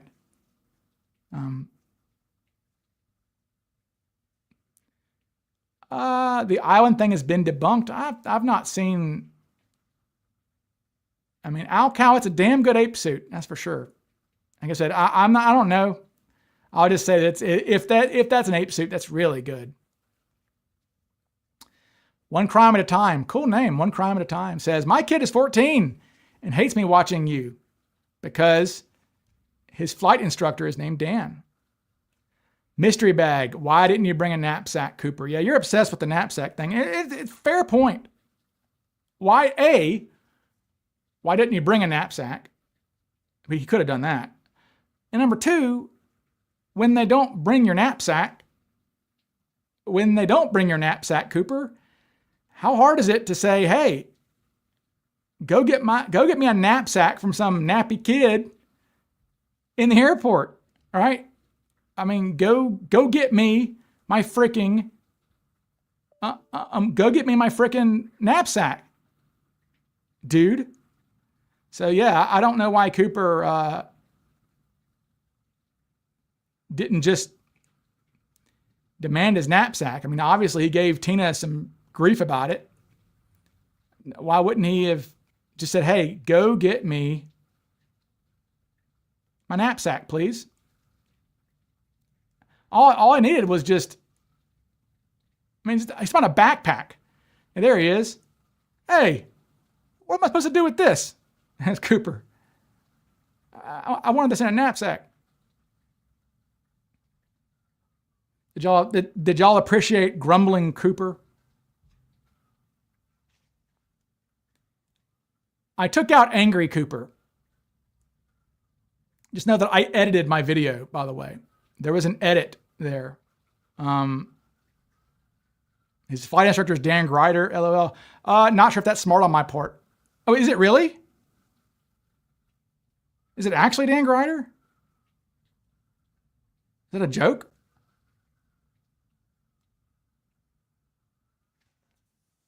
So I actually edited it. I'll play it for you guys. So I didn't want to distract from my thing. So I had to do some there's a director's cut out there of my latest video, and I'll show you a clip from it here in a second. But if you listen to Radicek, he says that Cooper lost his shit basically during the frozen fuel nozzle thing and was screaming, frozen fuel nozzle is impossible. And if you read Tusaw, the refueling thing has Cooper slamming his fist into his hand, saying, I will blow this damn plane up. Blah, blah, blah, blah, blah. Oh, okay, not a joke. We live near Dan and he is teaching my son to fly. I mean, Dan knows airplanes. I mean, Dan's not incapable. He did crash an Electra recently, but I don't know if that was his fault or not. But no, I would take flight instruction from Dan. Dan knows planes very well. He just doesn't know Cooper very well. He knows airplanes pretty well. He's a good pilot. I mean, anybody who's a commercial airline pilot for their entire career essentially is a good pilot. So I had Cooper losing his shit, essentially. And I didn't want people to say, oh, well, but Tina said he was nice. And yeah, the key point about Tina, though, you have to remember, though, Tina, watch the video of Tina. Tina's an empath. Tina's a sweetie. Tina says, she goes, although he was impatient a few times, he was never cruel or nasty or impolite to me in any way. It's not saying he wasn't bitching about stuff. And again, I think that he treated her well enough to where I'd be the same way. I mean, even the guy was a hijacker. She didn't need to be nice, but I don't think Tina was going to throw the guy under the bus and make him look worse than he already was, essentially. So I think that Tina was being polite because you can see her hesitation. She hesitates. It says, although he was impatient a few times. I mean, so I have Cooper, and like I said, Radicek said that he was scooting closer to, Radicek says he was scooting closer to the edge of his seat when the refueling stuff was happening, going, oh boy, oh boy, oh boy. Because Cooper was losing his cool. So I actually have Cooper screaming and hollering. And I had to cut that from, I cut that from the show. I have to try to find, this one. So yeah, I'll upload it. So here's Cooper. I cut this from this is the director's cut. It's actually in the podcast. If you listen to the podcast version, I kept it in there. But so here's Cooper. Yeah, Tina did very well at not annoying Cooper for sure. For sure. Good question there. Did frozen? Did they mean frozen as in temperature, or do they mean a mechanical freeze up? Well, Radicek interpreted it to be temperature, because when Radicek was interviewed, he was like, I don't know how it froze when the freeze point for fuel is like -40 or something. Like gas is hard to freeze. It's really hard to freeze gasoline, especially jet fuel apparently. And so, but I mean, that was his thought. It could have been another foul up though. All right. I mean, it could have been. Here we go. So I'll play this. Tina held her breath, as did the cockpit crew, who heard his rant through the interphone. I told you they were stalling me! Those people out there had better get this plane refueled now! I will blow this plane up! Thankfully, the swift arrival of the third fuel truck put an end to his rantings, and he shifted his focus elsewhere. So yeah, that's angry Cooper. But, I mean, somebody told Tusaw that he was hitting his fist into his hand. And if you listen to Radicek, he says they were scooting closer to the edge of their seats up front. So could have been angry like that. Michael again says, your recent video on the FBI's #1 suspect, the Accomplice drunk, really blew me away. It's hard not to be blown away by that. Hard not to be blown away by that. Because Cooper, the Tusaw cut, yeah. Hard not to be blown away by that Joseph Henry Johnston thing. What are the odds? Like, no, the vapor lock See, somebody didn't watch my video, Dana. You've not seen my video yet. Vapor Lock was the first fuel truck. Free Frozen Nozzle was second fuel truck. Third fuel truck only had 300 pounds of fuel. What were they doing? How could they send how'd they send a thing out there with 300 pounds of fuel?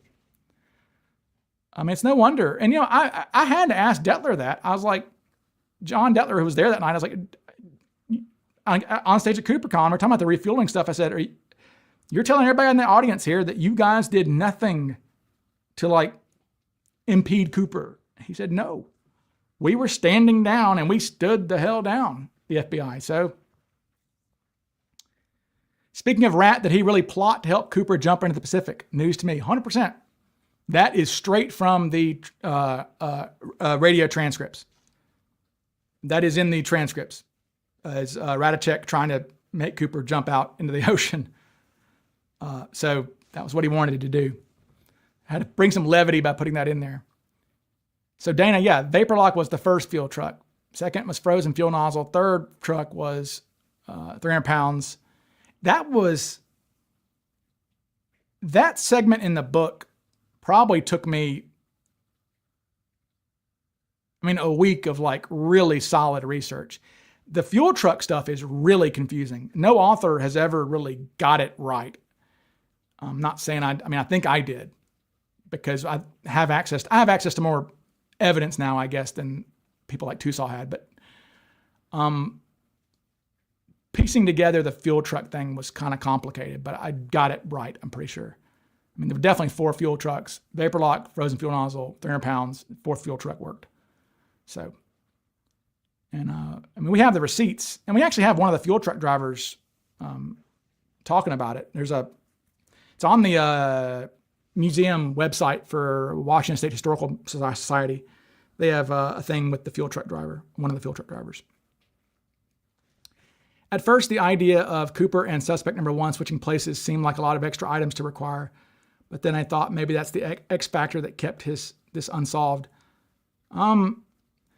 I just, as we've talked about before, I'm kind of a broken record sometimes, but for those newer listeners, there are a lot of coincidences in this case that make you go, "Oh, this must be a coincidence," or whatever. It just can't be a coincidence.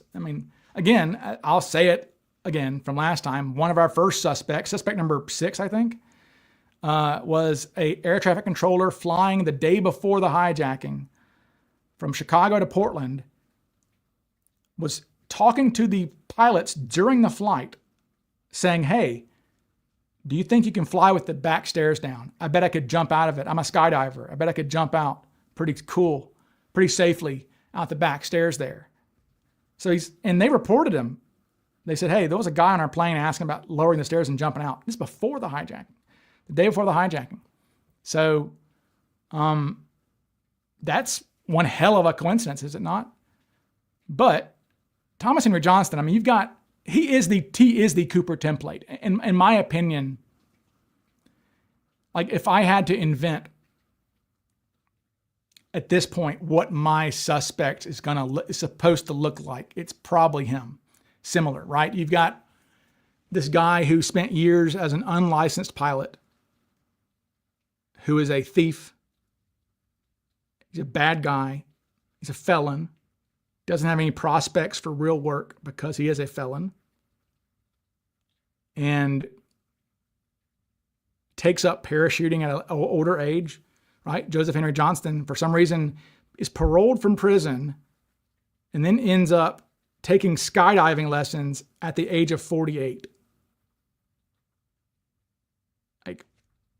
And then moves from Arkansas to Portland 2 months before the hijacking, after buying flight maps for Seattle to Portland area.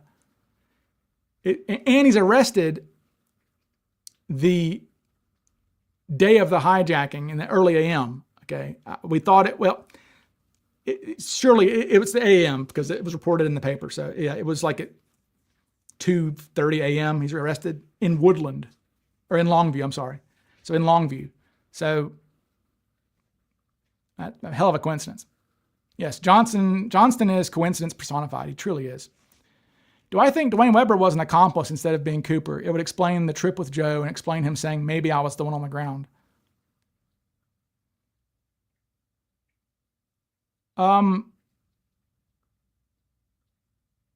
That's possible. I mean, yeah, I mean,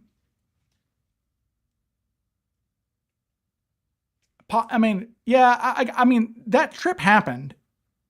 Now, what happened on the trip is I mean, we know that trip happened. There's photographs of Joe and him up there in that area.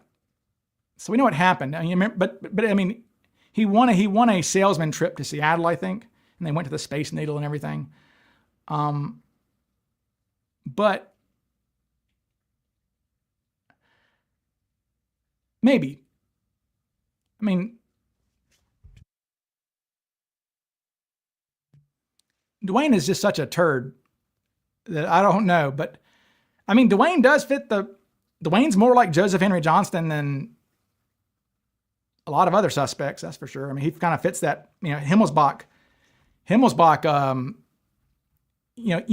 was a big fan of Dwayne Weber. Ralph. So there's that. If Weber is involved, I'm leaving it to Tim Collins. He's our Luke Skywalker on the Dwayne Weber front. Yep. If you ever are needing entertainment after going through my back catalog, if you're ever needing entertainment on a long drive, look up the Tim Collins episodes on Darren's podcast. Incredible. I mean, maybe the best Cooper content as far as a story goes that you'll ever hear. He is really convincing, and he's a really good speaker. I have no idea how much of what he's saying is accurate. He seems like a earnest individual. I feel like he was not a liar or anything like that, right? He's not trying to grift anything. Tim Collins doesn't have a book he's grifting or a movie or documentary. Seems reasonable. I mean, you see him as Joe's mystery man, and he even pokes fun at himself. He's like, I know everybody thinks they're the guy, and maybe I'm an idiot too. I mean, but yeah, I don't think he's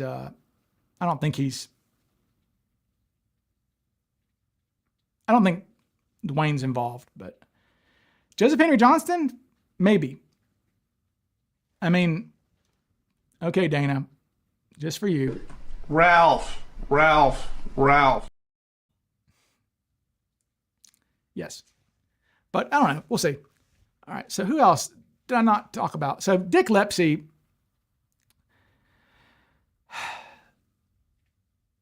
So Dick Lepsy goes missing a little too far in front of the hijacking, right? Lepsy is, Lepsy's young, but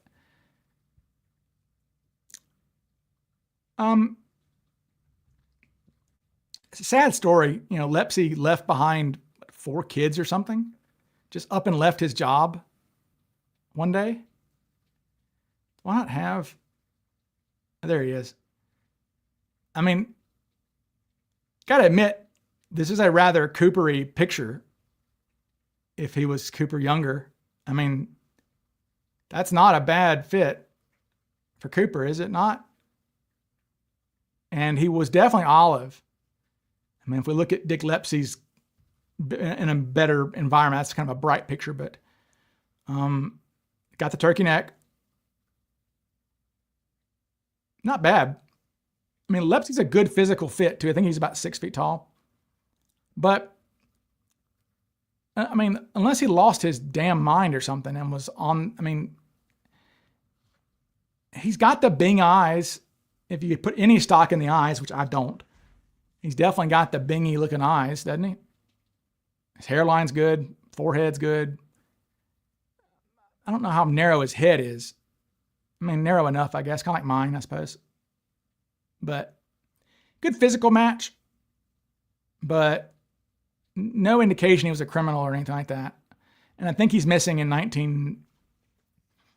to say he goes missing in 1969. Left his cigarettes in his car at the airport or something. Some think he may have ran off with another woman, or maybe he was killed and there was foul play involved. But Dan may have been onto something with the skydiving experiment. I don't think so. He was holding the bag. Like, Cooper wasn't holding the money bag. Cooper tied it to himself. Right? I mean, the bag was tied to DB Cooper. I don't know. That's why Dan Grider knows so little about this case, right? Like, why in the world would you? What was the point of his experiment to jump out of a plane holding onto a money bag? Like, I mean, Cooper had the money bag tied to his body, right? I mean, it was tied to his body. He was sitting there, tied to his body, wrapped up, didn't need to hold on to it. Dumb experiment. I said, I'm looking at the Lepsy photos and I don't know what color his eyes are. Dark. I mean, they're not light colored, and he's olive skinned. I mean, definitely dark complected. He's wearing a clip-on tie right there. This is not a clip-on, but that is. So, Now if we talk Ted Braden, a lot. Ted is just short. I mean, that's really the crux of it. If Ted was taller, I mean, hope Drew doesn't hate me, but, you know, I love Braden. I mean, I love Braden's story, but the problem is he's just short, right? If he was taller, he would be a good suspect. And there's this one photo of Ted Braden. I mean, it's hard. It's hard to imagine this guy, hard to imagine four eyewitnesses estimating that this guy is 6 feet tall, right? I mean, this is early 60s. So my guess is these other guys in the photo who are all kind of similar height are probably 5'9", 5'10", which was like the average height kind of back then. I mean, that's a short guy. And it's hard for me to think that multiple people would be. I mean, he's shorter than Tina. Tina's 5'8", and Tina put Cooper as tall as 6 feet. Her first 302 says 5'10" is 6 feet tall. Her second says 6 feet tall. Tina's 5'8". So Tina's obviously going to look up to Cooper. She would actually be looking down at Ted Braden unless he was wearing like David Bowie boots. So Ted's just short, and his nose is a bit big. It's a big problem, yeah. You don't believe he was too short. Maybe not, but nose is big though. That's a problem with Ted for sure. Teddy's nose is doesn't really work for the sketch or for, you know, I mean, I don't see a similarity at all between that and those noses, right? Those are kind of beakish noses that the witnesses picked out for suspects. And that seems like a hard jump to get from there to there, right? I mean, his nose isn't like Rekka's Shrek nose. He's an ogre, but it's one of the more problematic noses. I'm trying to think if there's other pictures of Ted where we can see his nose better.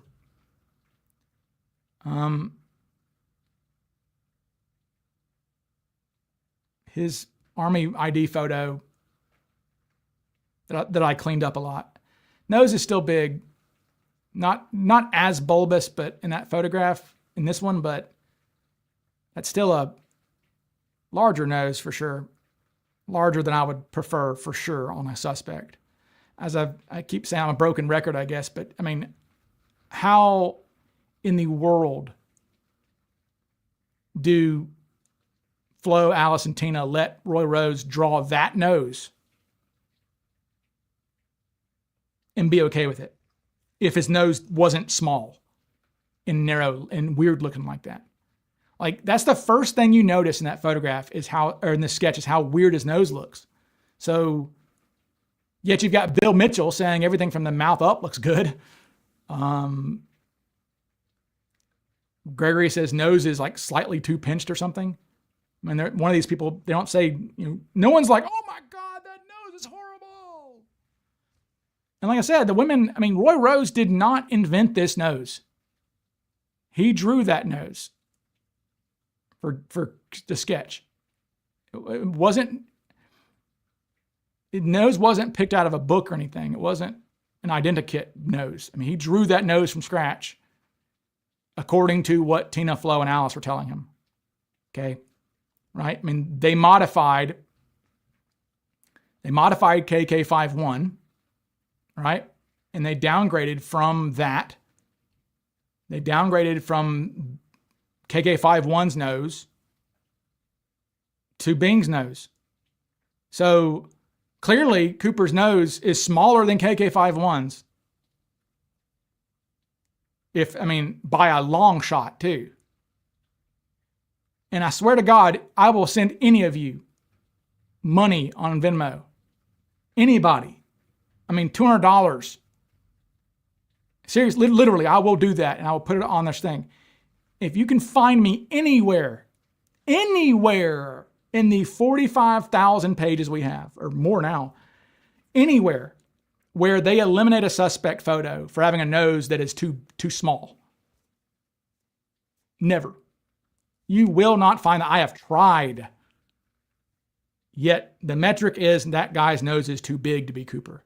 Never. Not once. Nose is too small. Ever. I will gladly send you money if you can do that. You just can't. It's not there. So I rely on evidence, and the evidence suggests that the eyewitnesses thought Cooper's nose was small because they didn't have a problem with the sketch nose too much. They seem to modify it a little bit. When they came out with the Comp B noses, I believe Flo said she wanted his nose to be somewhere between this and that, which is what I always try to, whenever I try to do my Coopers, his nose is always try to give him a nose that is somewhere between. I always try to give him a nose that is somewhere between those things. Okay. Let's see. Whenever I've tried to make an AI Cooper, I always try to, like, this is one of my old ones when I was messing around. I try to give him, even that nose might be a little too big, honestly, on that Cooper that I made. What are some of them other Coopers I got? Other Coopers that I've made. Let's see. I bounce around a lot because I don't really know. I just try to come up with these different Coopers that I design. Where? There's one. Like this guy here I made. Like, yeah, that nose is somewhere in between. Even that nose might be a little too big. But regardless, like listen, people, I hit on the nose a lot because they do.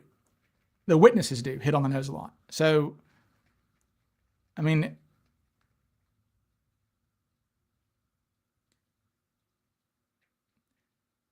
maybe.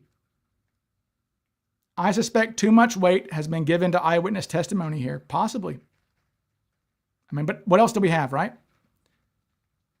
But what you see is Yeah, Lehman, Lehman says, I am 5'8", been 5'7", 5'8", probably since 7th grade now. Never in my life have I ever been mistaken for 5'6", or even 5'10", even in absurd shoes with my hair brushed up. Yeah, it's hard to get there. And like I said, the only person who was actually like eyeballing Cooper for security reasons, if he really was, which I mean, again, he was trained to do that, so we assume he was. Hal Williams said 6'1" plus. So, I mean, Flo's initial estimate is 6'1" plus. Flo watched him come across the tarmac and give her his ticket. She says 6'1". Her very first estimate, she went down to 6 feet tall, which I mean, big difference, really. Did the witnesses talk to each other about appearance before giving an account? Don't think so. They really didn't know. No, I don't think so, because what happened was the passengers are out there. Passengers were out there on the tarmac wondering what the hell's going on. They immediately are taken into the lounge and they're accosted by, a dozen FBI agents who went around the room saying, do you remember the guy in the back? Do you remember the guy in the back? And of course, Bill Mitchell tells the story. He's like, I was just sitting there minding my own business, watching these agents go from person to person. And they come to me and they said, do you remember the guy in the back? And Bill goes, yeah, I was sitting next to him. He was just like a swarm of like agents. He says like they all heard it at the same time. Like I was sitting next to him and they all just ran. So yeah, but maybe we are. But what else do we have to go on other than eyewitness testimony? But that's just it though, Adam, is that I try to go with the things that are most common. Like I don't look at the sketches, but you just look at the things that come up the most. And it's his nose, his head shape, and his complexion. And those are kind of almost traits that, in my opinion, are immutable at this point because they're of how often they come up. Is the nose, complexion, and head shape. Like they will eliminate suspects for being too light-skinned. They will eliminate suspects for having noses too big, for having heads that are too square, things like that. So, yeah, it just seems, I feel like you can instantly rule out someone like Recca out, right? Does that guy's head look long? Does that nose, how many people would be eliminated for having a nose bigger than Recca? Not many. Adrian Brody, maybe. Who has a nose bigger? Gerard Depardieu? No one has a nose like that. So, you can eliminate that guy. Yeah, corroborated test. Yeah, there you go. D.B. Cooper, the way to say it. Corroborated testimony is what we're looking at. It's corroborated. We've got, look, these are different passengers picking these people out, picking these dudes out, saying their noses look similar, right? Well, okay, so the top left was liked by Gregory, bottom left liked by Gregory, top right liked by a lot of people. Bottom right was really liked by Alice. What do they have in common? Like they have kind of narrow faces, kind of gaunt looking appearances, Donald Murphy, I have a whole video on Donald Murphy. Donald Murphy is, according to the witnesses, as close as you can get to D.B. Cooper is Donald Sylvester Murphy. And so kind of gaunt looking, kind of a longish looking nose a little bit, kind of pointy. That lower lip is not huge though, but so that's that. Although his mouth does kind of look weird. So, but doesn't have a crazy lower lip, but they liked, both Bill Mitchell and Alice and Flo Schaffner when they saw this guy's photograph. And it was these photographs here. Now, maybe the sunglasses had a lot to do with it. Not many suspects were shown with sunglasses on, right? But Bill Mitchell and Flo said that this guy looked more like Cooper than any of the 300 photographs that they had seen up to that point of suspects. So, you know, Murphy's not, you know, Murphy's decent. And, you know, Murphy also can look like both sketches if you want him to. But yeah, they liked Murphy a lot. Here's another photo of him. It's him on the right, posed as the hijacker. Not the hijacker, though. Of any other photos of Donald Sylvester Murphy? I do not. Okay. Anyway, he should be arrested for the hat. I know. Marcella, you are nailed it. Once the sketches are made, the sketches became the memory. That is very observant of you. In fact, we have Tina Mucklow saying this. Where is it? I think, here we go. This is Miss Tina Mucklow, and she is saying, Tina Mucklow was interviewed and advised as follows. She pointed out that during her contact with the unsub, that would be D.B. Cooper, he for the most part was seated on her side so that she only saw his profile. She never observed him from straight ahead, and most of the time he was whispering in her ear, and therefore she was not in a good position to observe his facial features in great detail. She admitted that because of the time lapse, this is in August of 72, I think, she is getting somewhat foggy in recalling his exact appearance and has looked at the artist's conception so often she feels she is influenced somewhat by this. So yes, that's Tina Mucklow saying that she's seeing the sketch. We got Bill Mitchell too. Bill said numerous times at CooperCon and stuff that, yeah, he just started seeing the sketch in his head and it really kind of screwed him up. So that's another reason why it's like, I feel like you just stick with the first sketch because I mean, it's only going to get worse. Your memory's only going to get worse from there. Yes, Marcella Bluss. Hey, you're right though. You nailed it. In a weird way, I really like Flo as a witness. Nothing weird about that. Because I feel like her initial fear would tattoo his looks into her brain for a longer period of time, and she saw him without the sunglasses. Yes. I think that yeah, I'll just read this again from my book. By the time my book comes out, you'll have to listen to it all. But yeah, this is from the book here about Flo, actually. I write this. I say, it is a well understood principle.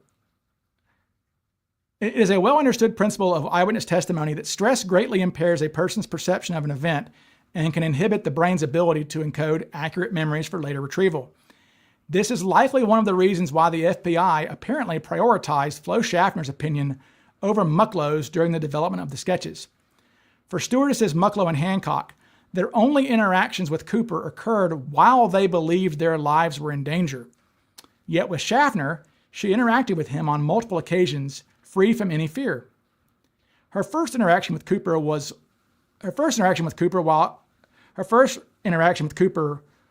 while he was still just another passenger.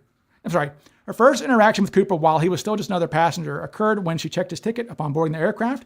Second, when they interacted while Schaffner mixed him his bourbon and 7-Up. Third, when she brought him his change for the drink. Fourth, when he handed her the note.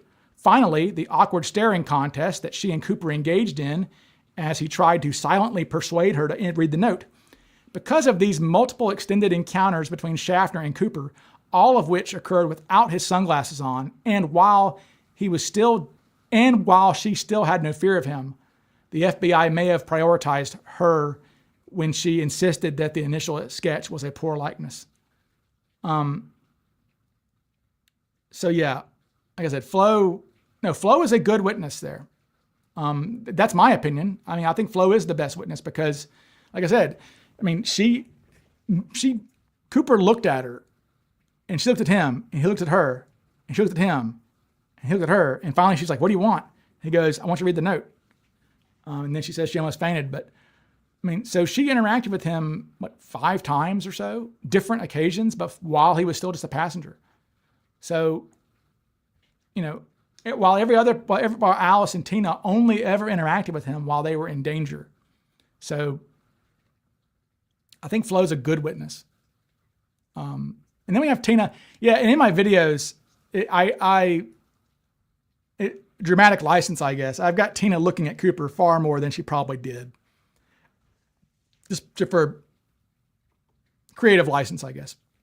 But in reality, you've got Tina saying that Cooper was slumped over in his chair, doing this thing, whatever, hiding out, so being inconspicuous, which is it's really interesting about the copycats that none of them attempted to keep the passengers quiet,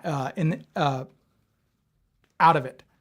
Because if you read anything, what's funny about Cooper, about the copycats, is they all seem to have a vague idea of how to pull off this heist, but none of them truly emulate Cooper. None of them really did. I mean, I don't even know who the closest. They're all different in different ways.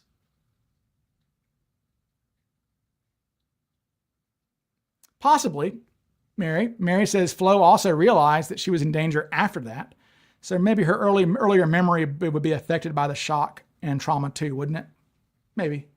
But I feel like still more time with him when he was just a guy, I guess.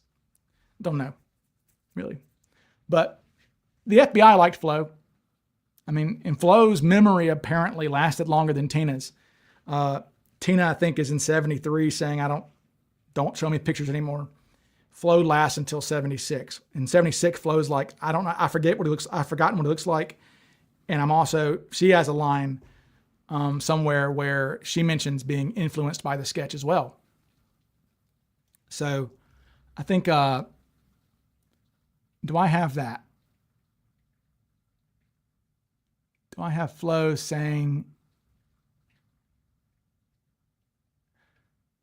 do I not have Flo saying that about, is that in the stews section? Sorry, I'm looking through my files here to show you guys.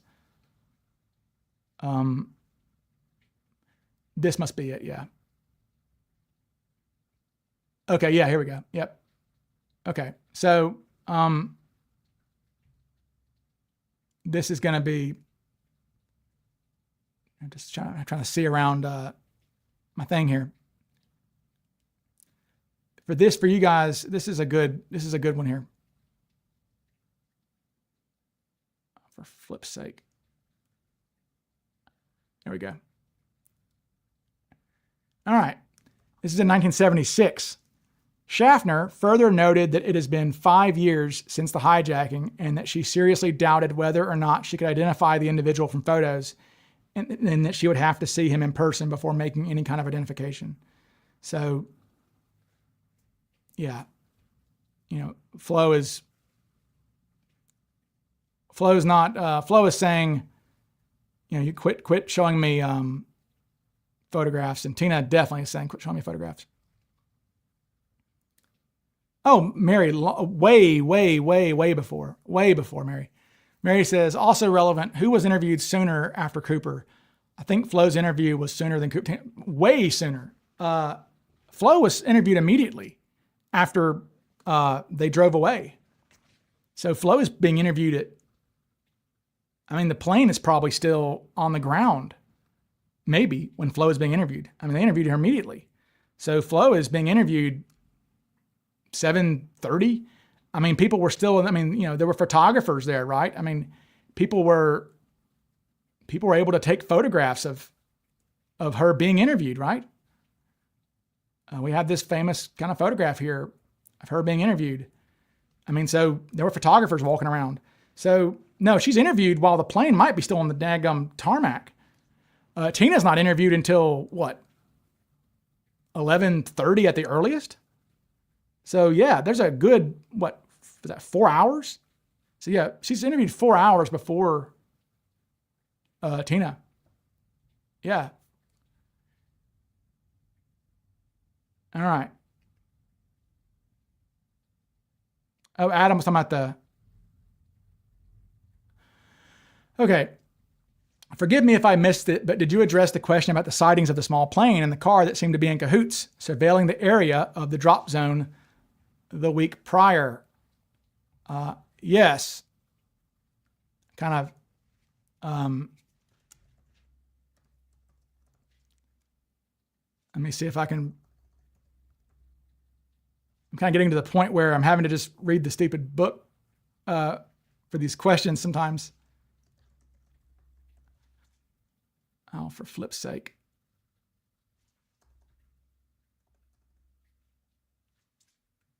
There we go. Yeah, all right. So I wrote this. I hope it's not too long for you guys, but then I'll probably wrap it up here. The FBI devoted particular attention to a lead, or rather a series of leads, they kept receiving from the residents of a community called View. This tiny community, 5 miles south of Ariel and 10 miles east of Woodland, was home to the McClellan airstrip. I'm trying to get McClellan to CooperCon this year, by the way. He's still alive. Anyway, this tiny community was home to the McClellan airstrip, a grass runway located on the property of Robert McClellan. As agents were canvassing the area near View, several witnesses came forward, each claiming to have observed a peculiar aircraft circling above throughout the afternoon and evening hours on the night of the hijacking. The witnesses were even oddly specific about the time that this occurred, saying it occurred around 8 p.m. One of the witnesses also reported seeing a strange white car parked on the side of the road near the airstrip during the afternoon of the hijacking. Additionally, at least 2 witnesses claimed they saw the mystery plane land around 8 p.m., with one man exiting the aircraft. The descriptions of the aircraft varied, with some describing it as silver and others as blue. One witness flatly stated that she would be of no help in providing a description because, quote, all planes look alike to me.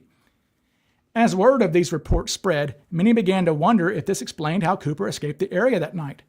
Hypotheticals were being floated of a 3-man team pulling off the hijacking, Cooper, a man on the ground to pick Cooper up and deliver him to the airstrip, and a pilot to fly him away. There were numerous reasons for the FBI to reject the likelihood of Cooper having accomplices on the ground, but the lead was still very intriguing given the number of witnesses. Agents immediately went to work investigating who this plane may have belonged to. Airfields large and small were visited in the following days, from Vancouver to as far north as Challis. It was eventually determined that Vernon Goheen, a local pilot who ran an air courier business, had been flying in the area that night. Incidentally, one of his clients was Seafirst Bank, for whom Goheen would ferry bad checks from Portland to Seattle. Upon questioning, Goheen informed the FBI that he had indeed flown to View a week earlier, but not on the night of the hijacking, rather on the afternoon before. It was a rather convoluted tale, but it did jive with the witness reports. He explained that after work he had flown there to help out Jim McClellan, a longtime friend and owner of the McClellan airstrip. Incidentally, McClellan's airstrip, just a smoothed out patch of ground in his front yard, would eventually be the bullseye of where Northwest predicted Cooper would have landed if he opened his parachute immediately after jumping. McClellan had just purchased a clunker of a plane from somewhere in western Washington and asked Goheen to fly him to the clunker's location so he could fly it back to View. Because the McClellan airstrip itself had no lights and it would be dark by the time McClellan returned with the clunker, he had Goheen meet him at an airstrip closer to town that would accommodate nighttime landings. Goheen arrived at the airstrip early and joyrode overhead in circles until he saw McClellan's car arrive. That's the car. The pair then flew off to pick up the clunker, and McClellan turned with it around 8 p.m. that evening. It was noted by the FBI that Jim McClellan owned a white car, same as the white car observed by the witnesses. Goheen's description of events, coupled with McClellan's car color, was enough to convince the FBI that the witnesses had all misremembered the night that this incident took place. The contradictory witness descriptions about the aircraft itself were also explained because some of the witnesses had seen Goheen's plane and then others had seen McClellan's new clunker. Satisfied that the witnesses had simply gotten their days mixed up and the planes mixed up, the lead was closed. Goheen's involvement with the Cooper case did not end there. He reappears in the Cooper case 3 years later in 1974 when he spotted a parachute hanging in a tree near Battleground. At the time of the sighting, Goheen was flying aerial photography missions for the Washington Department of Highways. Upon inspection, the parachute was determined to have been from a weather instrument and was orange, unlike Cooper's white canopy. There. So story time with Ryan. There we go. So there's your small plane story there, fellas. Anyway, all right then. Any last questions? I'm going to wrap it up here. It's storming and everything, and I'm glad you folks like my video. I'm going to do a reaction video tomorrow, I think. Thunder. Here we go. Thunder. It's a freezing rainstorm. Freezing rainstorm. I don't want to die in my freezing rainstorm. I may even freeze to death before I hit the ground if I jump out in this kind of way. Ralph. Ralph.